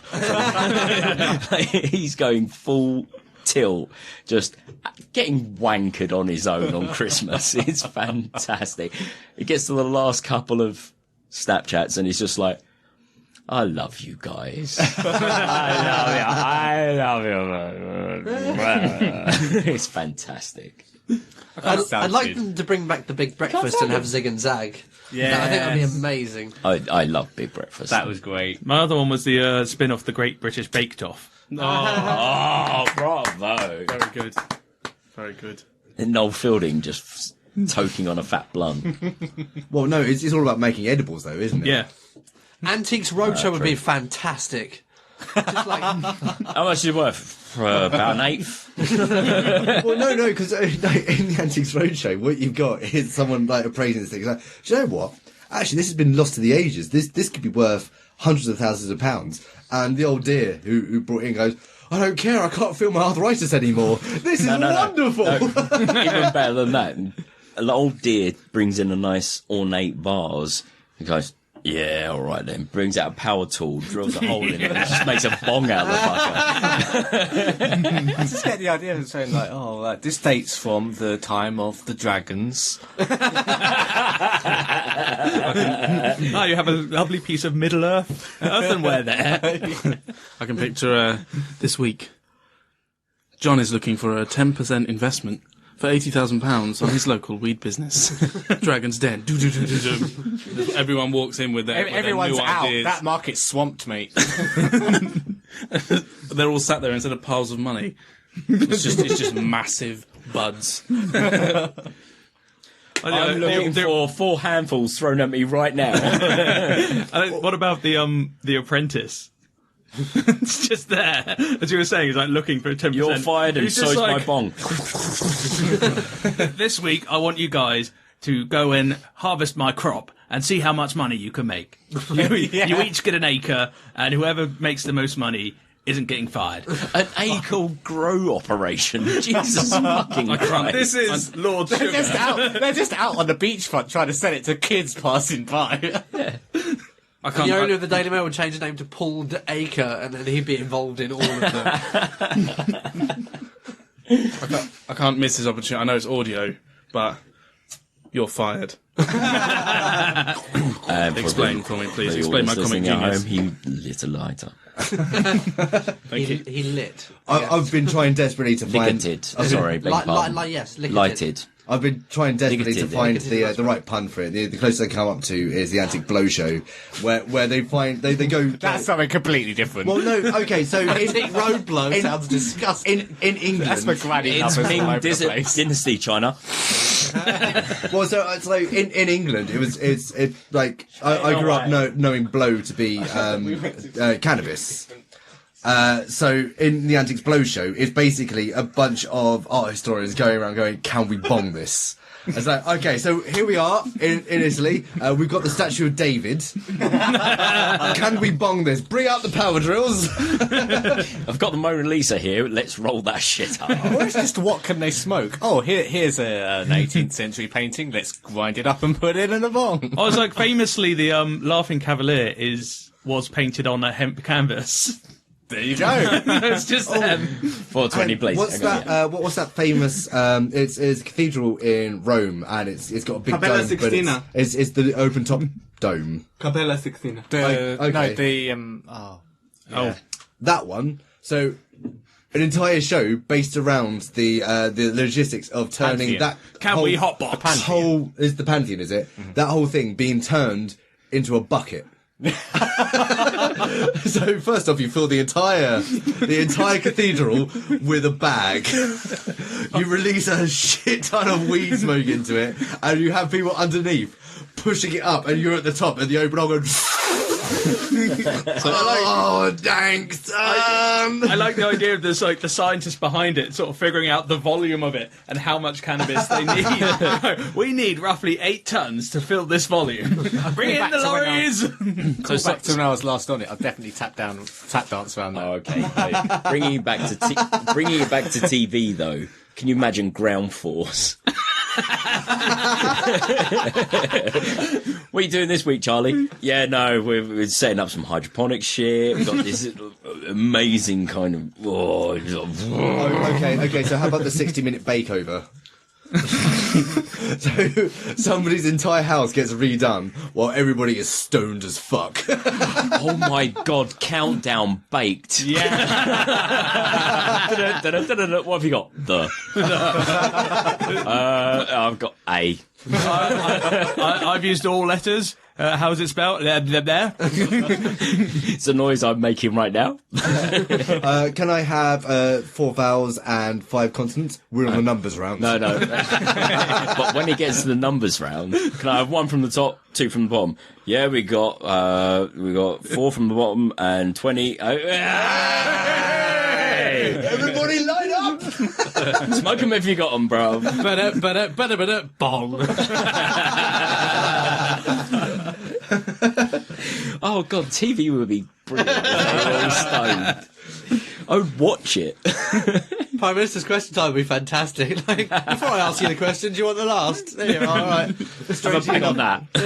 Strangely enough, the only thing that doesn't change is children's TV. It would just be like, I have the bong, I have the floor. Right, motion, save the NHS.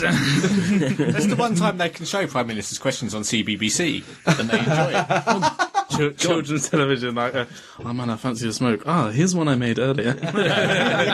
Blue Peter. You get a Blue Peter badge Make for your own rolling a bong. 12-foot long J. Get it back plastic. Every week it's just a gradual increase in size. This week on Record Breakers. Well, it's you know when God, they used yes. to do the like charity appeal and they had the little thermometer that would raise up every like open it around about Christmas time. It's just like and we're now packing in another 8th. Like, Okay, so Chris is now mixing rosé, whiskey, Skull. and what else? give Skull. me And a splash of chewing gum. Oh, give me attention. with spag on the go as well. Well, you might call it disgusting. I call it a cocktail. Yes, it's fair. But just to finish that topic, it's a shame that we can't smoke marijuana.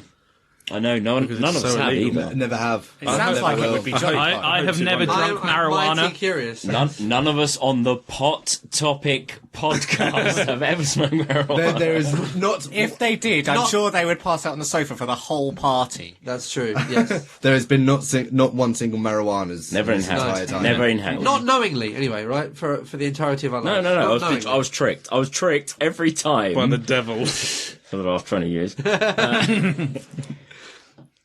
Anyway, next topic. Shit, topic podcast. for Quickly, God's sake. Strictly Come Blazing. There we are.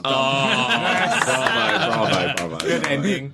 Which pot is it now? It's Jonny from Sophie's Chest. Is it One now from the indeed? community It chest. is indeed, Jonny, if you would care. Community. What's the Bible? Oh, do you want to fill the time? Yeah, do it. Yeah. Okay, so this is from the Little Book of Riders, and it is M&M, KFC, video games, a masseur, and ping pong. Enjoyed that.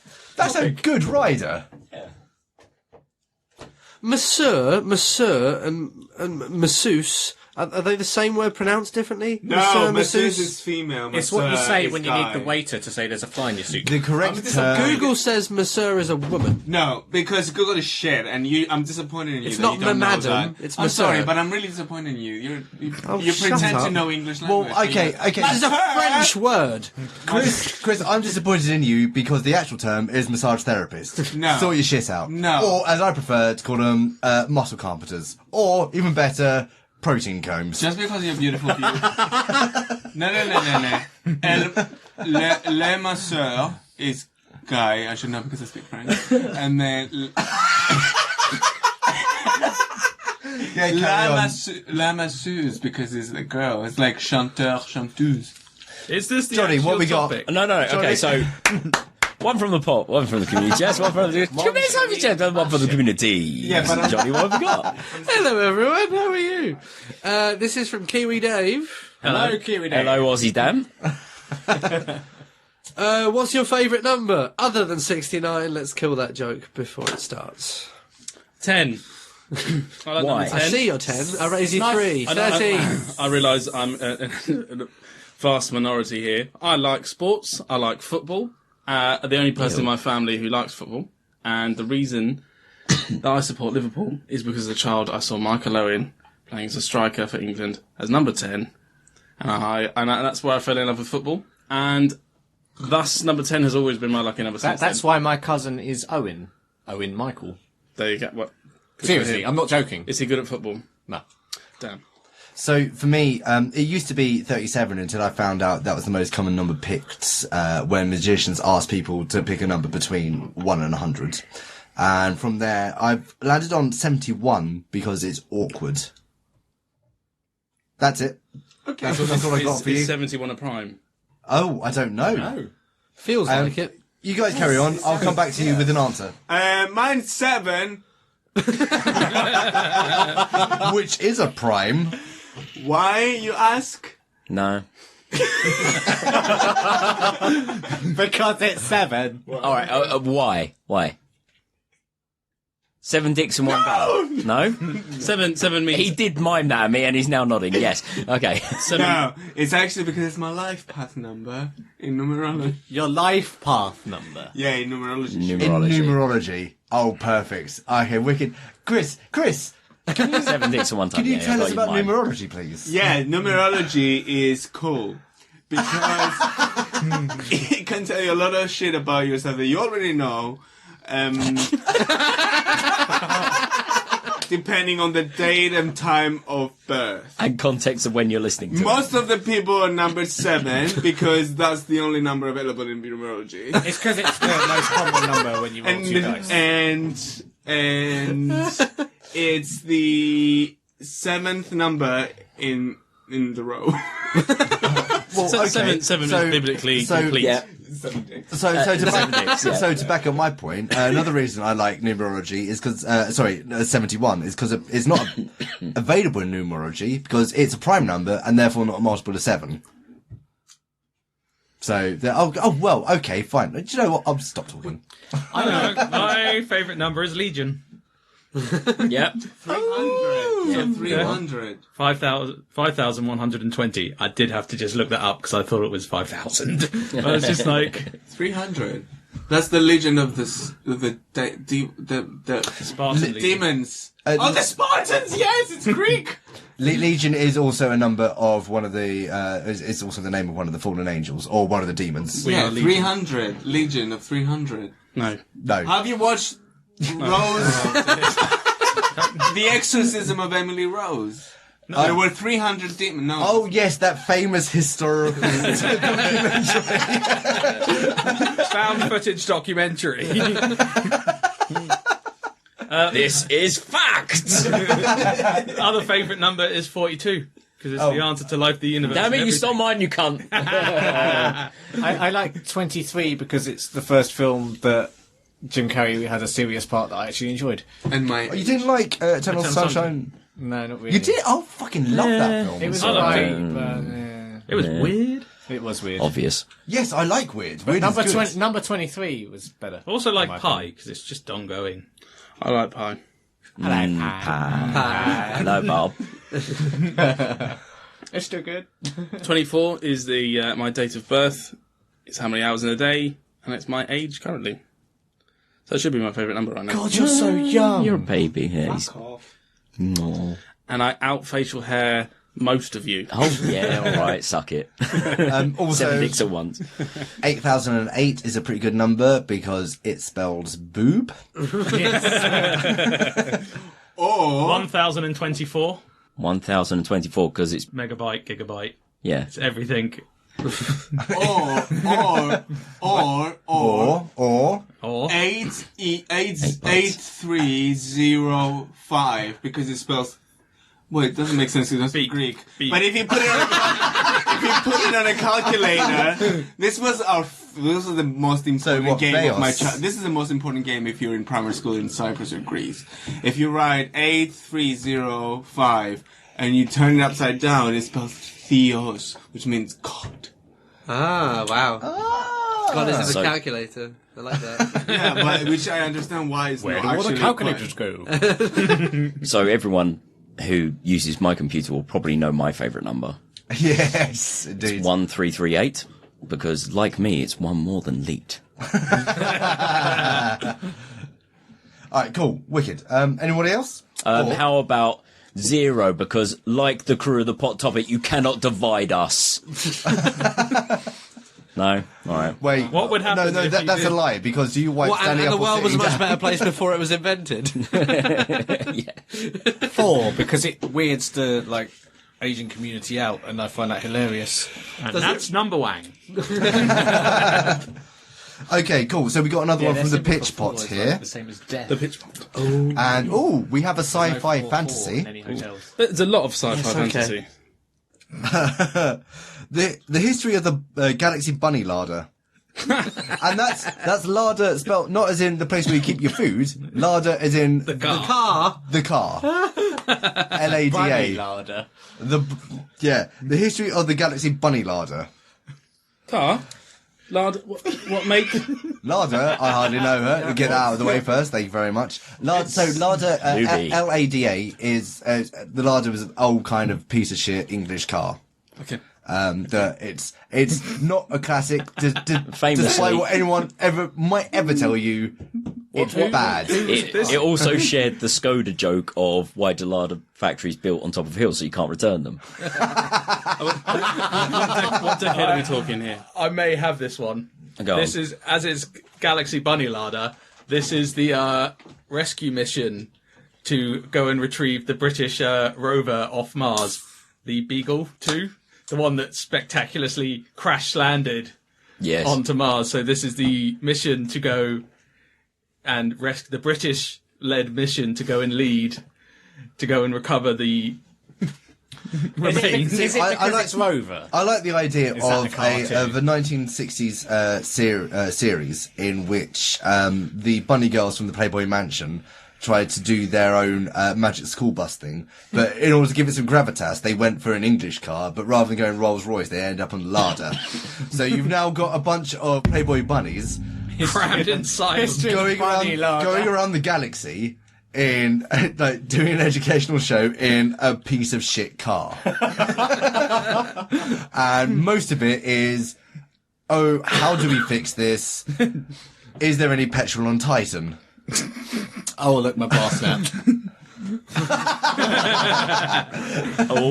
Your big end's gone, love. We're going to have to use this G-string as a timing belt.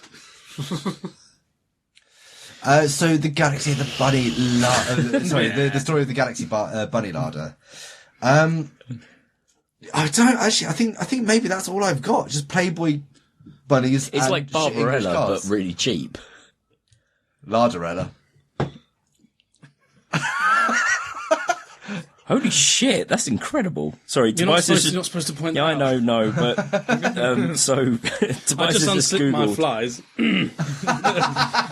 So I just googled Larder to see what it was looked like, and a concept car that I've seen about before for looking beautifully modern and sleek. 2014 Is that- Larder concept Yeah, car, because- which it just looks like a Bugatti, basically. So Larder is actually doing rather well. Their website seems to be. Whereas that is actually a Larder.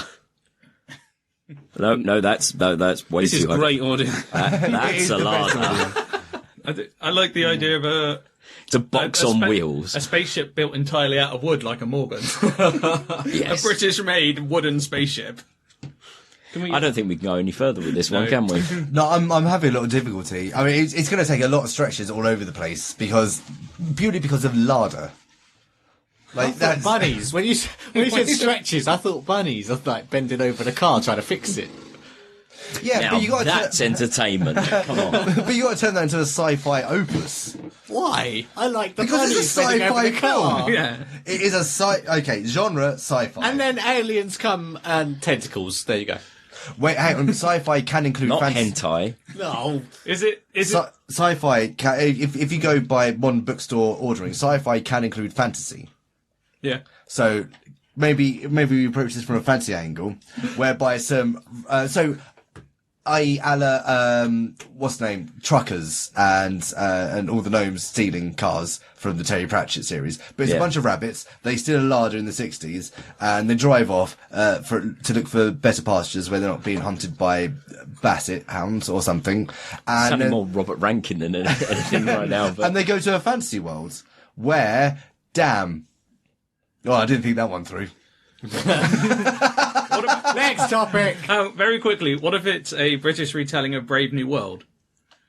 Because the whole thing of Brave New World is it's all gone from, they say like our Lord Ford and all this, it's all based around Henry Ford, but it's all about the creator of the larder. So it's a little bit shit. To bring it to a more realistic view, Please do. Googling larder, the actual name larder is derived from the type of Viking longship larder. So we could bring larder, that they're using that word for a spaceship. Oh shit! Suddenly we've got a Viking sci-fi bunnies opus about bunny Vikings. Yeah. Yes. Okay. Laminated women, yes. Thank you very much, Tobias. Now we've got something to work with. All right. Okay. So let's talk about some. Oh wow! Sake. Of all people. I was trying to be so subtle. Excuse us while we have some technical issues. Balls. There you go. Sorry. Okay. So Now back to balls. So let's talk about Viking bunnies and sailing off Space Viking. space. Well, okay. So maybe a bunch of bunnies like It's sort of exactly the embark. same. They're just in a Genetically- space longboat. Well, no- They're still pulling on the oars. trying to get Genetically through space. advanced bunnies. Well, so I'm seeing a bunch of rabbits embark from Scandinavia and accidentally find the Rainbow Bridge. And then suddenly they go on a journey through space and Through time, and they go to Asgard and Asgard the and whatnot. And you know the meme that's going around when people get thrown off They into think that they're sort of going space. to Asgard, and they actually go to Azathoth. Because of course, like bunnies don't have a good grasp on letters. No. So Asgard and Letters or Azathoth, lettuce. pretty much the same. So the whole thing starts Yeah, off so with a they bunch go- of Scandinavian bunnies going off in a longboat. And they go off to the centre of the universe. And they find their the heads chaotic explode. demon prince, the blind Indian guardian at the And, centre. yeah. And they all go insane. They go Perfect. insane. There you go. Next one.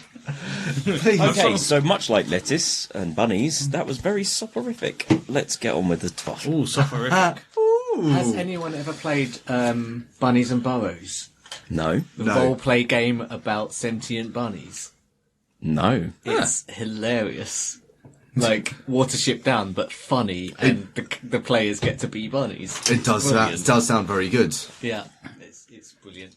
Okay, so with that, goodbye, Chris. Bye, Chris. Why are you kicking me out? You said you're running out. I'm running out of wine. Oh, I was like, I'm running out. But he didn't get it, so I wrote it, so I didn't want to interrupt the podcast. well, Good too job. late. Anyway, next topic. Next topic. It's alright, we've interrupted the podcast. I'm assuming from Drunk Tom. Oh, fuck's sake. Can you guys submit some more? This is going to be brilliant for a audio-based thing, just for the amount of dead air that's going to come up. All check your music devices, phone, MP3 player. Oh, yes. What was the last track you listened to, and why did you listen to it? Okay, I can actually tell you this. It is Zealanada, and it is oh fuck, not the Devil Is Fine, the other big one.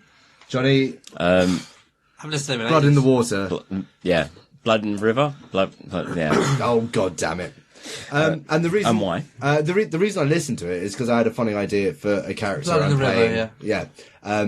A funny idea for a character I'm playing in a game whereby she is a bard, but she is very very much not of the realm that she's in, and she's trying to get a hold of the music of the land, and she's just saved some slaves who were very very very much wanting to die. So she's taken their music and gone back to the taverns, and she's playing this basically chain hollow music in pubs, and is still not progressing in her bardishness.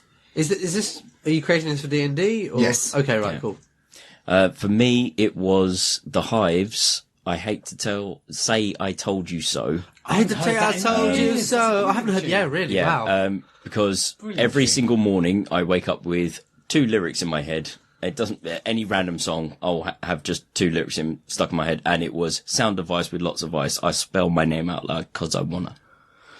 And it's a song that I used to do in my band back in the day, and it was just like, nope, I'm going to listen to this song right now, and you know what, it holds up. Yeah. I really like Yeah, The it Hives. does. I don't know why. They're It's brilliant. not my kind of music at all, but fantastic. I've got the same thing with Snow Patrol. Ugh. Yeah, I know, right? Shouldn't like them. Adore them. I wish London Buskers was to stop singing Light Up.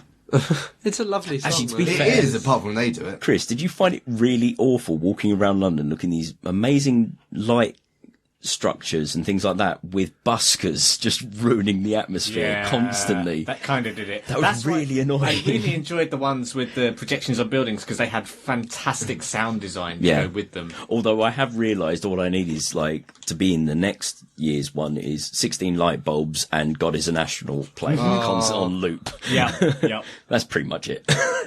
So, I mean, I've been outspoken about, I wish people, like London buskers, would stop doing Hallelujah, because they fuck it up every single time. They tried so hard to put their stamp on it. I've recently discovered that there's a new addition to this, which is people need to stop singing Fields of Gold. Oh, absolutely. Because they can't, well, I mean, I'm sure they can do it, but they all go, oh, I should put my stamp on this. No. And then just... No, absolutely. I mean, it's all very well putting a stamp on it, but there's something to be said for when you break the meter entirely and make the entire song nonsense. Yep. And can I just add, Wild Horses needs to fucking die in a fire.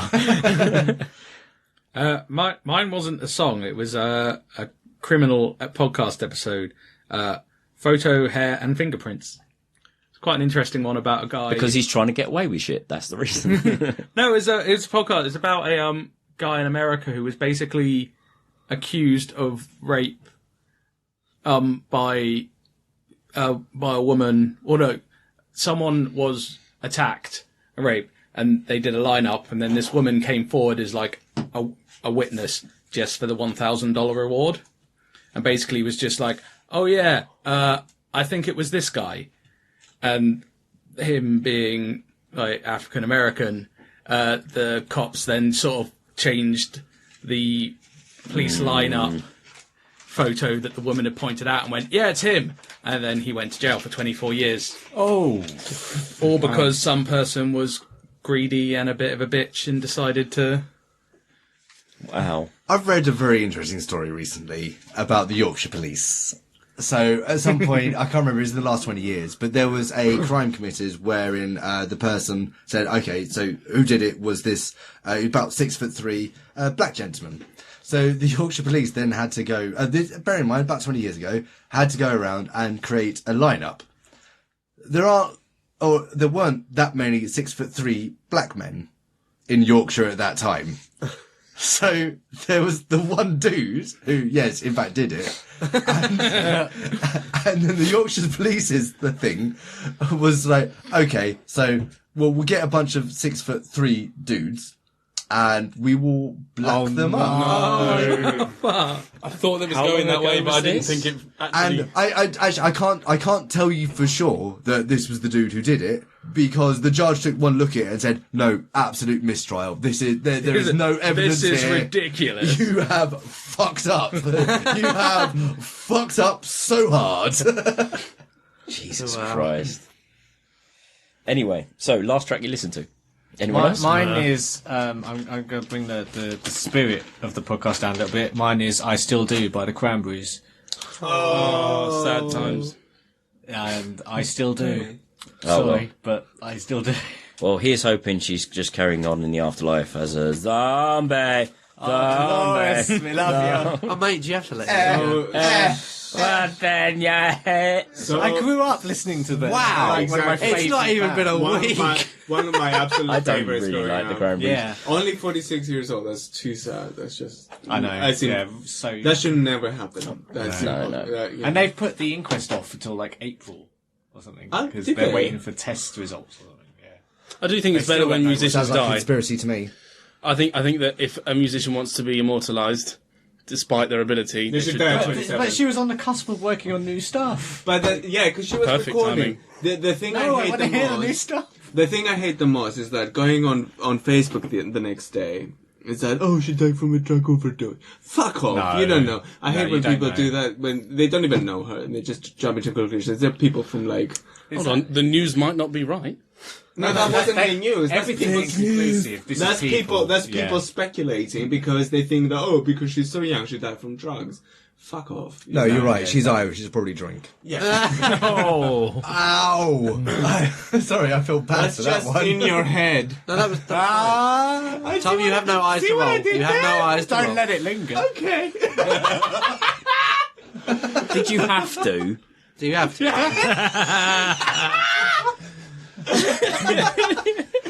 We all just need to stop and wake up and smell the coffee. Was it just my imagination, or did you just say that? Oh, it's all fun and games, and someone died. Right. We need some salvation. Wait. Choo choo, all aboard the train. Oh man, okay, we should be serious about the gravity of the situation. Technically, that's a U2 joke. I just want Bono to die. Yep, fair. Topic. So, anyone else last track? Last track? Oh! I'm too ashamed. Go on. Come on, Please we're share, waiting please for the share. icicle to melt. Aqua Barbie Girl, was it? Oh my god, that was mine! Really? Shut up. Yeah, because I was with Georgia last night, because every single day ever since I moved to her house, we drink a lot of wine. And then one of the things was to do a dance off. And the song that came up was I'm a Barbie girl. Yeah. No, that wasn't Aqua Girls then. That was That's Aqua Barbie Aqua. Girl. Yeah. I'm an Aqua Girl. You're Yeah. a Barbie world. That's the one. Oh Yeah. my lord. Close enough. Brilliant. Anyway, that and Zorba the Greek. To be fair, like to Barbie Girl, I can envision the most aggressive Vogue routine in the world. Oh, Chris is voguing something hard right Have you heard the other popular Aqua single, the Bumblebee song? No. Bumblebee, come into me. I'm in need of pollination. Have you not heard it? Go and listen to it. Was it It's released? dirty as fuck. There's only a video other for one I it. know Was it is, ever made? Yes. Was it ever made? No, it's just in his head. No, Just in his head. they failed. What's in your head? The only other one I know. Your head, I took a mouthful at the wrong time. Bumblebee, Bumblebee. There's that Dr. Jones song, isn't there? Dr. Yes, Jones, that's the Dr. only Jones other- calling that's the Dr. only Jones. Literally the only other one I know. Hands up, first single I ever bought. Dude! Power Rangers soundtrack. Yeah, me too. Fuck First single, probably Run DMC, Jason The Green Ellis. Raider song's amazing. It's the best one. Danny Bedingfield, gotta get through this. Electric Street's debut album. Oh wow. No, single, album was E17 Steam. Oh, technically, first album was something I can't remember the name of it. But it was like Dr. Frankenstein's open air brain surgery. It was an album of atmospheric horror effects, That explains a lot. and it was a tape. Oh, beautiful. What was the first CD you ever bought? It was a tape. Album. Cool. Anyway, sorry. last track you listened to. Anyone else? all done? Mine's the Swedish band Act Again. It's a song called A Truly Gifted Man, and it's absolutely joyous. There's a little refrain in the middle that just picks my heart up. Chris could not look more bored. Chris is shutting down slowly. If someone could be outwardly undead while still alive, that was just beautiful. It was like, I don't know, I could see that your insides dying go on. on the face. Go on. I know I was done. It's a joyous song. You should listen to the middle eight. It fills me with such joy. Joy. We That's can assume like- while you listen to it, you don't become a picture of organ failure. And AIDS. Portrait. Huh? He's your Dorian Gray. Yes, he is. Dorian Gay. I could be, actually. I could play that part. Okay. All right, should we have the next one? You have a portrait. Sophie's should we call it Chest. the last one? Yeah, sure. Is it coming from Sophie's Chest? Yes, it is one from the community, one from Sophie's Chest. Can I just say, I feel there's a special bond that's been made here since we both bought the Power Rangers single first. I feel a lot closer to this man now. Alright, considering you're not gonna see me for 6 months. Destroy the Power Rangers and destroy. Sorry. Right, considering you're not gonna see me for 6 months, can I actually pick this? Yes, Yeah, go absolutely. for it. Go for I it. believe it's your Can you turn. read Yeah, it? it's actually your turn. That But yeah, worked out well. let's pretend we'll miss you. Oh, we're so heartfelt. I can't go for much longer. Come on. I'm just having like a Go on then. Back for the next Christmas episode. Now you got to read it. Yeah, go on. Upside down. There we go. Right. I think you're going to say, I help who? Who sent it? Tom, No, it can't Yay! be. Tom, social media and how has it aggregated you personally? Aggravated? Affected you personally. How is that from the community chest? Is it another Tom? That's forfeit. Social media and how it has affected you personally. Am I going first? Go for You it. can do. I've Into actually the got a mic. serious answer. For Well, Into the mic. I use a lot of advertising in social media, so I can get a lot of I can get my blogs out there. And I used to work for a guy that I managed to get him about 100,000 page views for one of his posts. Wow. Because I'm really good at that shit. What does this question ask me now? Social media. How has it affected you? Me? Well, I had 200 views on a video I posted once that was really funny, but then died out. Has been. Yesterday's news. Cool. I mean, personally, I've found social media has made me socially a lot more lazy. Yep. Personally. We shouldn't be though. No, really Because shouldn't. social media, especially if you're a writer, right? Social Wait. media is what? Am I actually going off topic? No. All right. I laughed at the fact that Taz said something that made him more socially lazy. That's all I think it should. doesn't take a lot, Johnny. Especially if you're actually doing something for the public to read, like writing or blogging or whatever. Social media is so important. That I personally feel that it's so important to like if I were to look at my website, my blog, I rely on social media for my posts to be shared and for And people for your to like my income stuff. more than exactly anything. because I make Yeah. an income out of my website. So it has worked for me. There's a lot of people I see a lot of people, like for instance Hal. Hal is so genius when he writes his our friend Hal. When he writes his social media stuff on Facebook, I think they're one of the most hilarious. I entertaining can actually, things to I read. sometimes when I'm drunk, I love usually them. go back and just read his blogs. 'Cause I think Yeah. they're quite hilarious. But you know, he's not like famous for blogging. He doesn't have much following, but it's only the people around him. So it does affect you in a personal level with your friends. It makes you more popular. But I don't think it, unless you want to pursue like a bigger career and you want to make following, it's not going to work. I, for instance, want to make it work. So I want to make my blogging as, You're looking at things from a positive point of view. I personally would say that social media has had ultimately a negative effect on the majority of people, including myself. I spend far too long browsing bullshit when I could be using the same technology, interacting socially. That's negative as in a waste of time.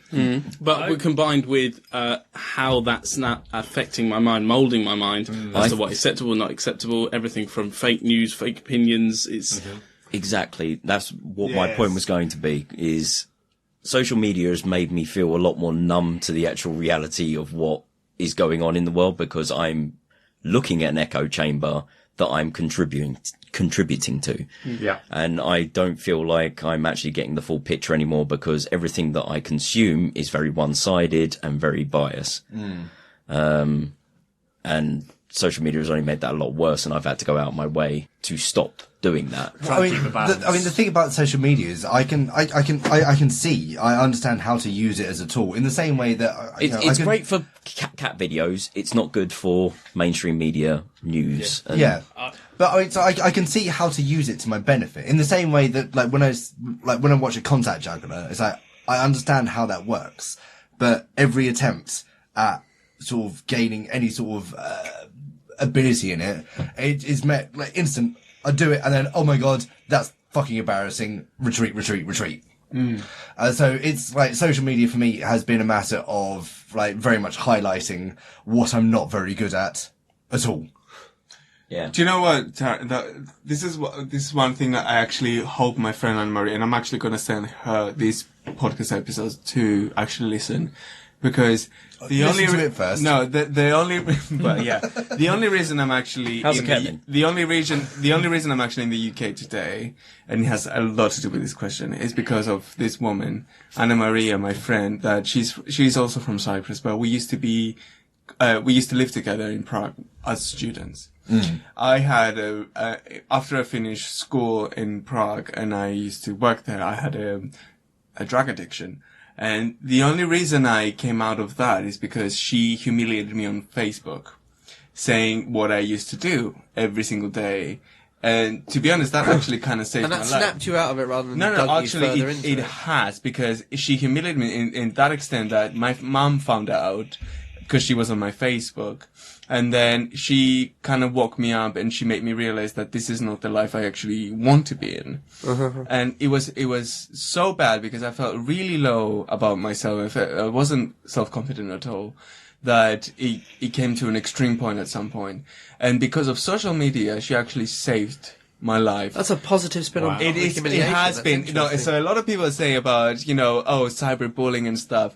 That was sort of like cyberbullying, but to be honest, it was what I needed to wake up from it. So, although it might sound very controversial, So for the thousands that have committed suicide, at least there's a silver lining. no. Fuck me. You know what? I do understand all these people because I've been in the past in the same situation, and it's such a heartbreaking thing for a lot of people to form an opinion about you and then post it on Facebook and ask you to die and all this shit.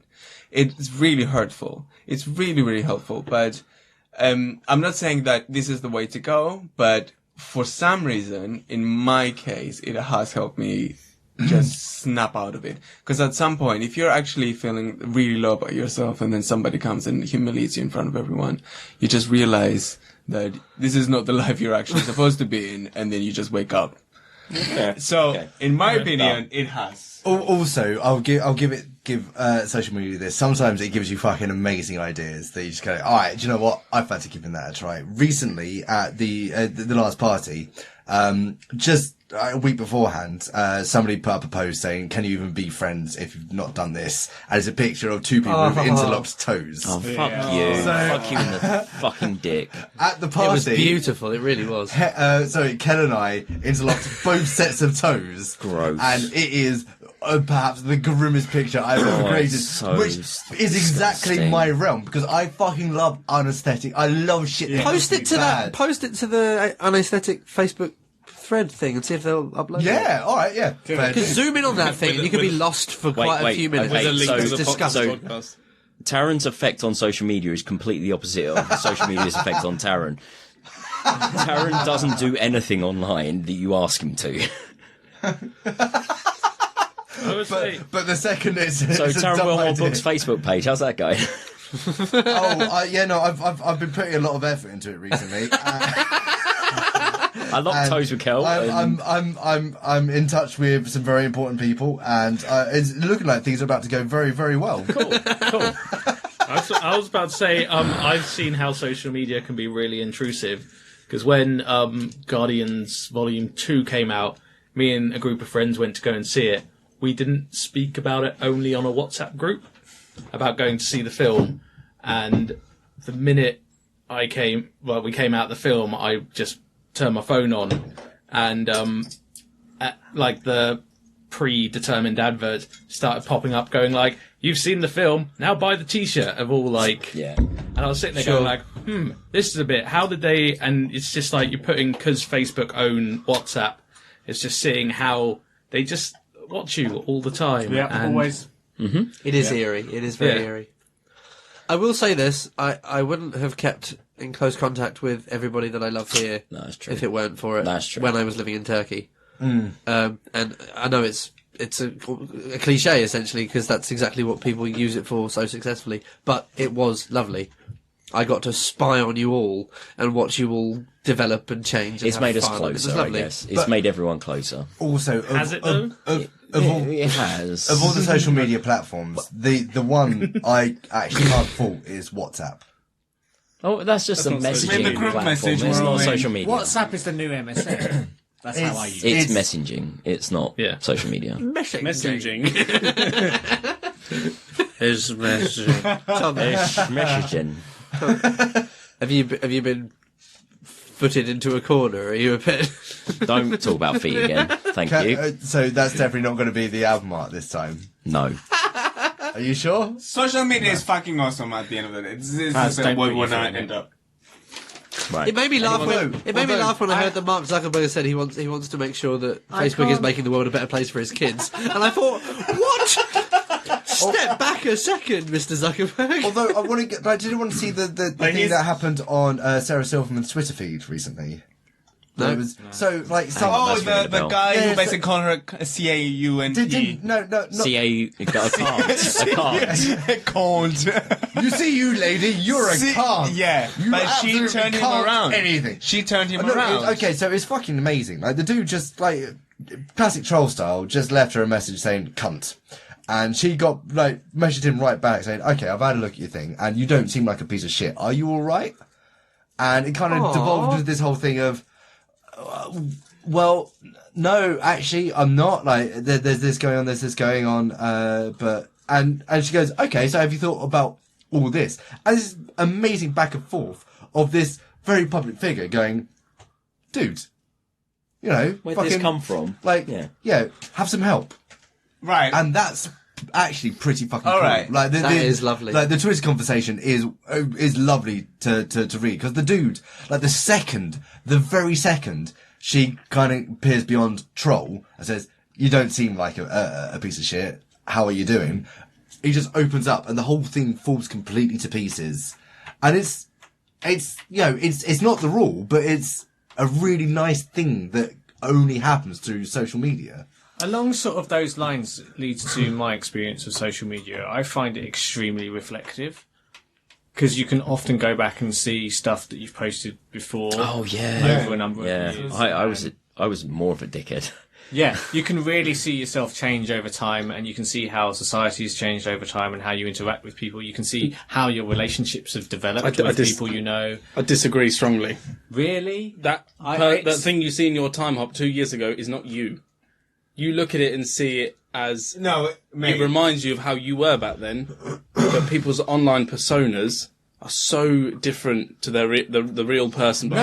If you What have, it does. if you have posted about it, It it's lets you still reflect. you. You're just a younger you. Yeah, It doesn't mean that you're not you. So, I mean, for me personally, it's how I interacted with my friends at that time. Not just online, but in real life as well. And I can see the change, and I can see how I look at things differently. And it really makes me consider sort of how things develop over time. I think when you say it's not real, I think maybe it used to be true, but our online personas are so complex now that I think it is a separate identity. I don't think you can call one real and one unreal because there are people that are sometimes even quite happily living two quite distinct lives. I am Head Grebo. Well, So, I mean, we'll never know. backing that up entirely, Johnny, recently we did a one-nighter show at the theatre, which was based, and it'd been years in the making, and the whole thing was based around, the theatre group got in contact with some kids, and they're between sort of 16 to 20, whatever, and they started talking to them about cyberbullying. And the one thing they came across is like there is no delineation between online and offline. Like it's all just life. That's what I was going to Which- say.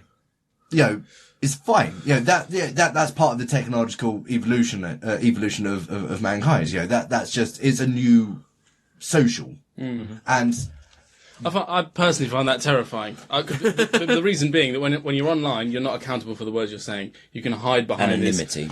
You can hide behind this online persona, and also when we look at we're desensitized to the horrors of the world. Number of times I've seen, I don't know, the oceans full of plastic, and now when I see that video, I just scroll past it. It doesn't affect me anymore. You could say the same for TV news, like. Yeah. You could only. Who's the comedian who says like the whole thing, the golf? Sorry, no, it's in the Middle East. Middle East. You can only. Oh, it's Louis C.K. That's it. When he's doing his whole paedophile. timely reference. Yeah. Good. Where he basically says like you can only go. Oh, it's all going a bit wrong in the Middle East for so long. It's been going on how many years? But this is my problem. That, as you said, become as you said, the desensitized next to generation anything. don't see a difference between their online persona and their real life persona. So But that means in real life. Is that not perhaps important? Because now we've created this platform whereon you've got this social aspect online.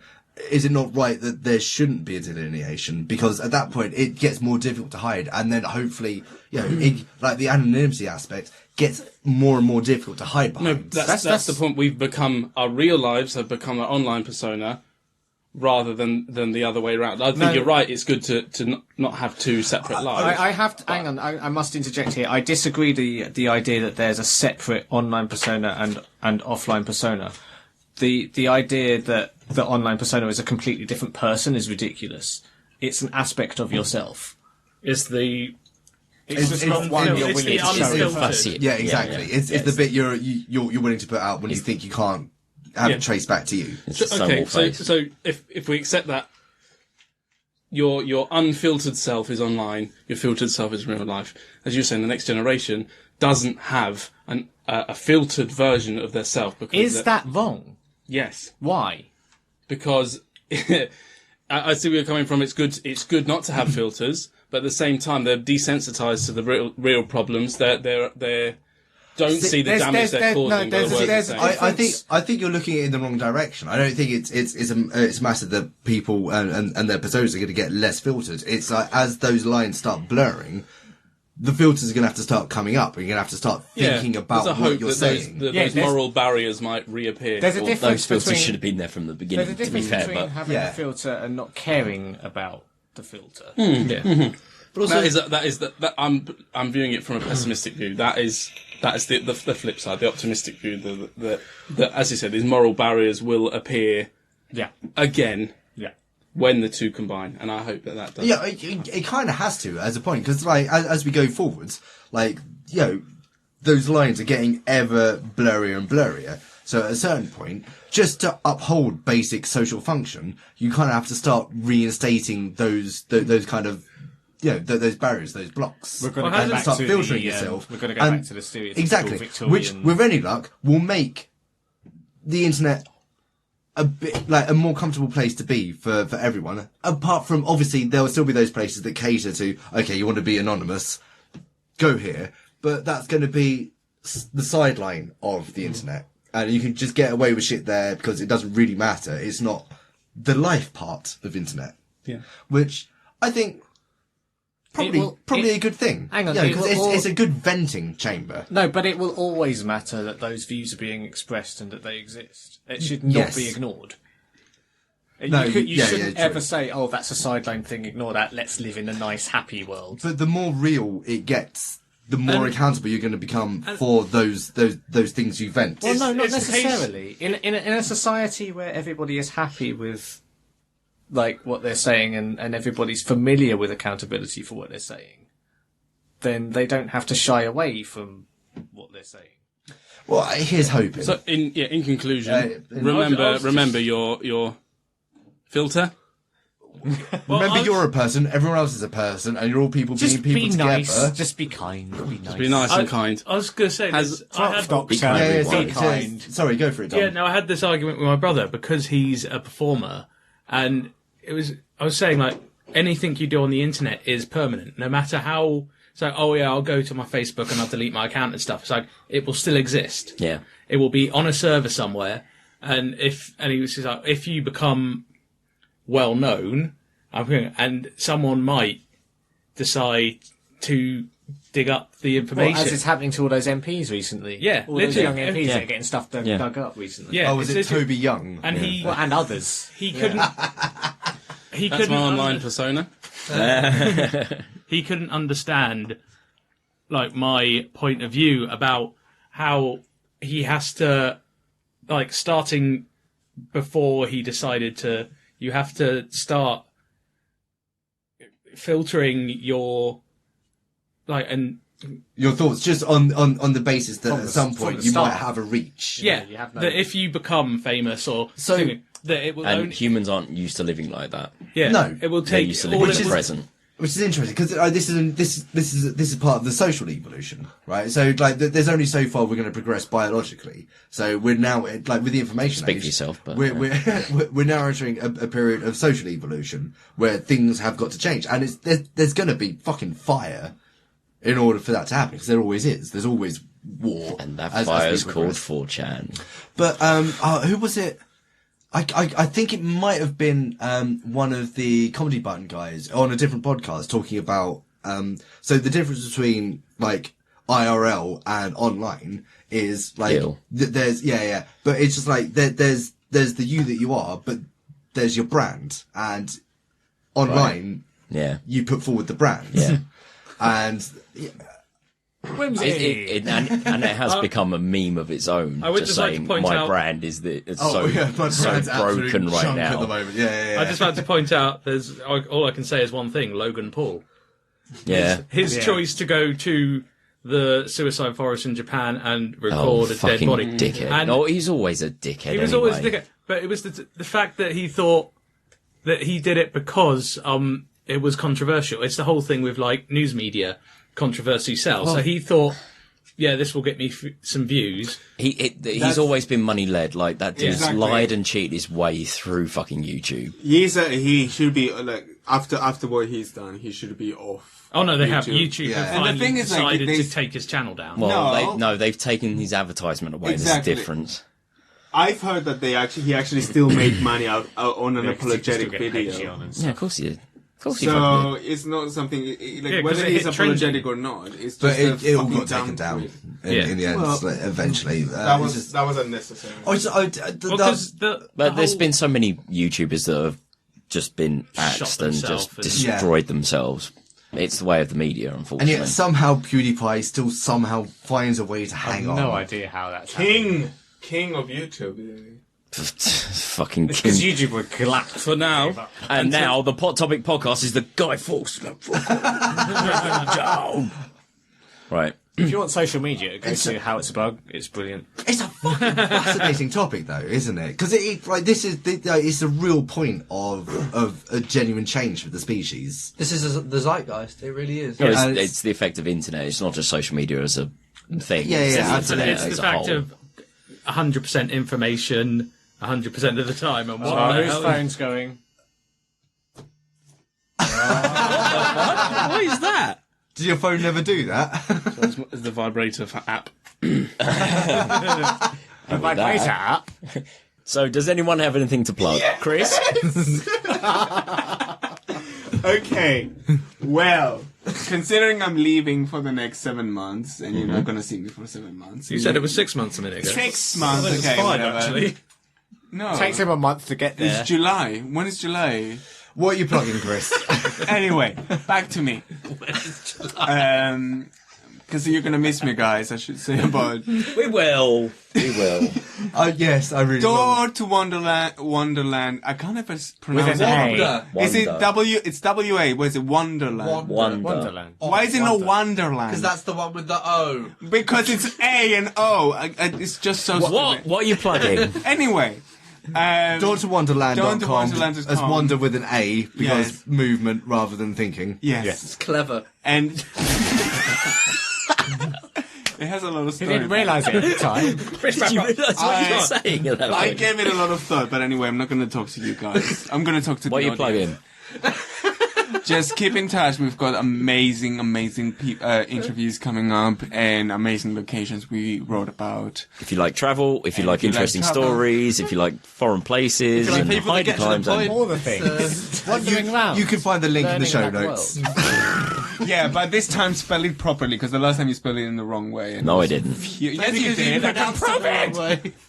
I can prove it because you spell it in the wrong way. You spell With an A. Wonderland with Fine. an O. Who does that? Cool, enough of you. Dom, what are you No, going on? let me finish. Yeah. I have one more thing to. And one more thing. Dom. But wait, there's more. Sneak Dante Stealth Inferno. Email me, I'll make you something for a price. It might be money. Check the notes for the email. It might be a portion of your soul. It might be photographs. Cool, next up. Oh, so what up, sluts? I've got like a book out on Amazon. You can go find it. It's Walking Out by Taryn Wilmore. Right, it's a good book. It is hot. You can go find it. More You can go vocal to- fry if you can. you can go to like Amazon.com or .co.uk and what's And the now biggest more thing? Nelson Mandela. Oh God! And you can do a search.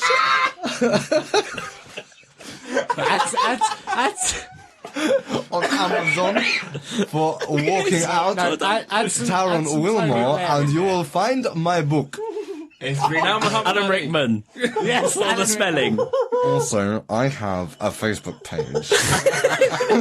You can find me at facebook.com/Taron Wilmore Books. That's TARANWILMORE.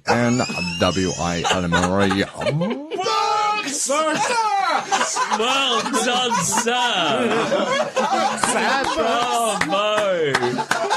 Very good job. Right, next up, Jonny, what you got? we have Emu.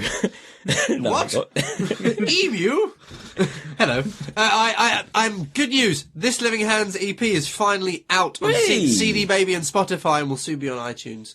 It's available, and it's cheap and it's good. Buy it, please. It is good. Go listen. It's fun. You have to search for This Living Hand, and the EP is called Risen. Yes, it's really good. Wonderful. Not Ryzen, because that's a candy. That's a chocolate chew. Mate, they're both spelt the same. It doesn't matter. It's fine. Yes, but the pronunciation is key, Jonny. Pronunciation. Chris. Nothing other than the Howitzerbug YouTube channel. Give it a go for gamey funness. I have more planned. It's been a little while, but there's all sorts in the works you'll enjoy. Have a look, subscribe. Excellent. Glad to hear there's more. Wicked. Tobias. Nothing from Tobias. It's just. Those conspiracy guys I mentioned before, wonderful podcast one beautiful Irish man and many hilarious guests. This Thursday they'll be doing a live chat, which yours truly has been asked to attend. Cool. Can you do me a favour? In what context? Can you do me a favour and ask them if he's interested in exploring the Kawaii Illuminati? If so, I will come on and I will ask him to disprove it. Right, I'm sure Don will back me up in this. There isn't an episode that goes by where it's not brought up at some point, because they are very, very... In everything. the English. They're very, very in everything. They can 100% fight you to the death of that one. Which would be an interesting thing to see, because they just did a survival episode. Oh, wicked. Where they are- survived in the woods for like 2 weeks. I don't know too much about podcasts, but I feel like they're doing it right. Unlike us. It's the way he looked at me when he said that. So cool. Punkcast. Punkcast extraordinaire. Tell them what you got to plug. Just come join our Discord. Fuck it. Yeah, do it. Check the show notes for the link to our Discord server. Come in there, text chat. It's a big chat room of all us guys. About 15, 18 strong at this point. And, we play some games occasionally. Yeah, come in there, but not too hard, because you might break your microphone and it's expensive to replace. Come in full force. Find our cannon. Come on. We want to hear the splat. Okay, and that's it, yeah? That's it, yeah. So cue the music. Share and tell a friend. It's the only way we can get more listeners. The website is podtopicpodcast.com. Search Pod Topic Podcast on all our social medias and all that bullshit. And like and subscribe and review us on iTunes and Stitcher, 5 stars or 4 stars, or maybe 3 stars, maybe none. And send emails to emails@podtopicpodcast.com.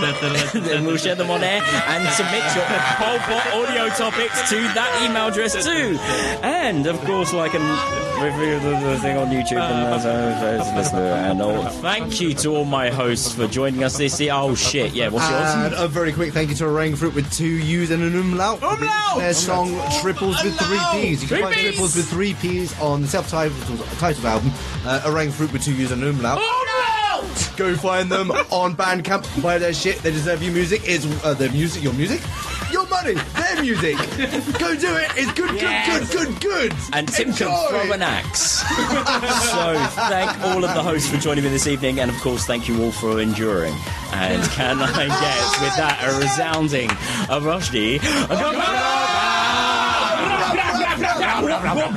Oh, I am good. Through the day, I tried to do a Nelson Mandela impression. It did go a little bit Swedish Jamaican. Wash it,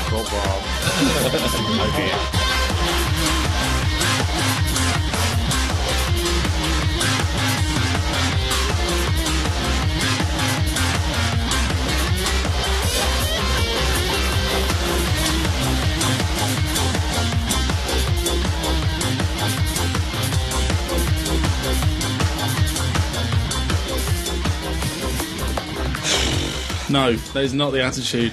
Lion face, lemon face. Lion face, lemon face. Lion face, lemon face. Right, a bit of silence, I guess. Every time. Do you look at the flight plan just before? Like, if I plan it for 5 minutes from now. If I had that comedic timing, I'd be on something better than the fucking pot topic, mate. Oi! I mean, Fair. yeah. I've got corn in my pocket. I don't know why. What I'm Corn gonna in my do. It's in case of chicken attack. I'm ready. I thought it was going to be like what's his face, Johnny Depp in the really bad Lone Ranger film. He was going to do some really bad deals. Like, hear this, just take your phone now. Go to Tesco's. It's like, I don't understand where to put the corn. Clogged up the coin machine. Yeah, I'll do, right. Another silence then.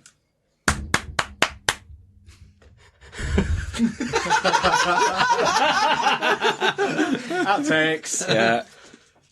Sorry, I've got my fish tank and I'm ready to party. I have to go to Brixton after this. What? Two fish in a tank, and one turns to the other and says, How do you drive this I thing? love this tank. And everyone says, yeah, me too. We should be friends. What? I felt like a dick for I ruining didn't that. get Right? I'm so glad I did it. I didn't get it. It's because It's an anti-joke. Joke. Anti-joke. You can also go along two fish in a tank. One tank goes to the other. Look at those guys over the hill. You mount the cannon, I'll drive this thing. Yeah. That's a bit weird, but okay. No, it's not. Makes perfect sense. Tank is in, shooty tank. Shooty tank. With traits and everything. So, But they're fish. Jokes. You see, that's the Yeah. funny bit. Alexa has been my fair enough. absolute god of jokes recently, and then I decided to ask Alexa for a fact, and apparently this is a fact that everyone fucking knows, because every time I go, I learned an interesting fact, they're like, yeah, I know. Go on then. Cleopatra, the reign of the pharaohs was so long that Cleopatra was actually born closer to the date of the moon landing than the date of the Pyramids, building of yeah. the... Jeez, that's what I mean, the Pyramid of Giza. God damn it, everyone knows this fact, and I didn't know it before. And it I blew never my heard that mind, before. and I was just That's like, of course that makes sense. Well, it's just amazing how long the Egyptian reign lasted. Whoa, hold on. Are you saying that Cleopatra was alive when Neil Armstrong? No, this is exactly what Rita said to me. Wait. No, Bear in mind, your English is much better than hers. Okay. Say that again. Hold on, I'm going to Okay, listen so very carefully. Say it again, I Cleopatra, ain't dead yet. the reign of the pharaohs was so long that Cleopatra was born closer to the date of the moon landing than the date the Great Pyramid of Giza was built. So 1950. 1969. is when So Cleopatra she was born in born. 1969. No, she was younger born than my mum, closer. Give up. So,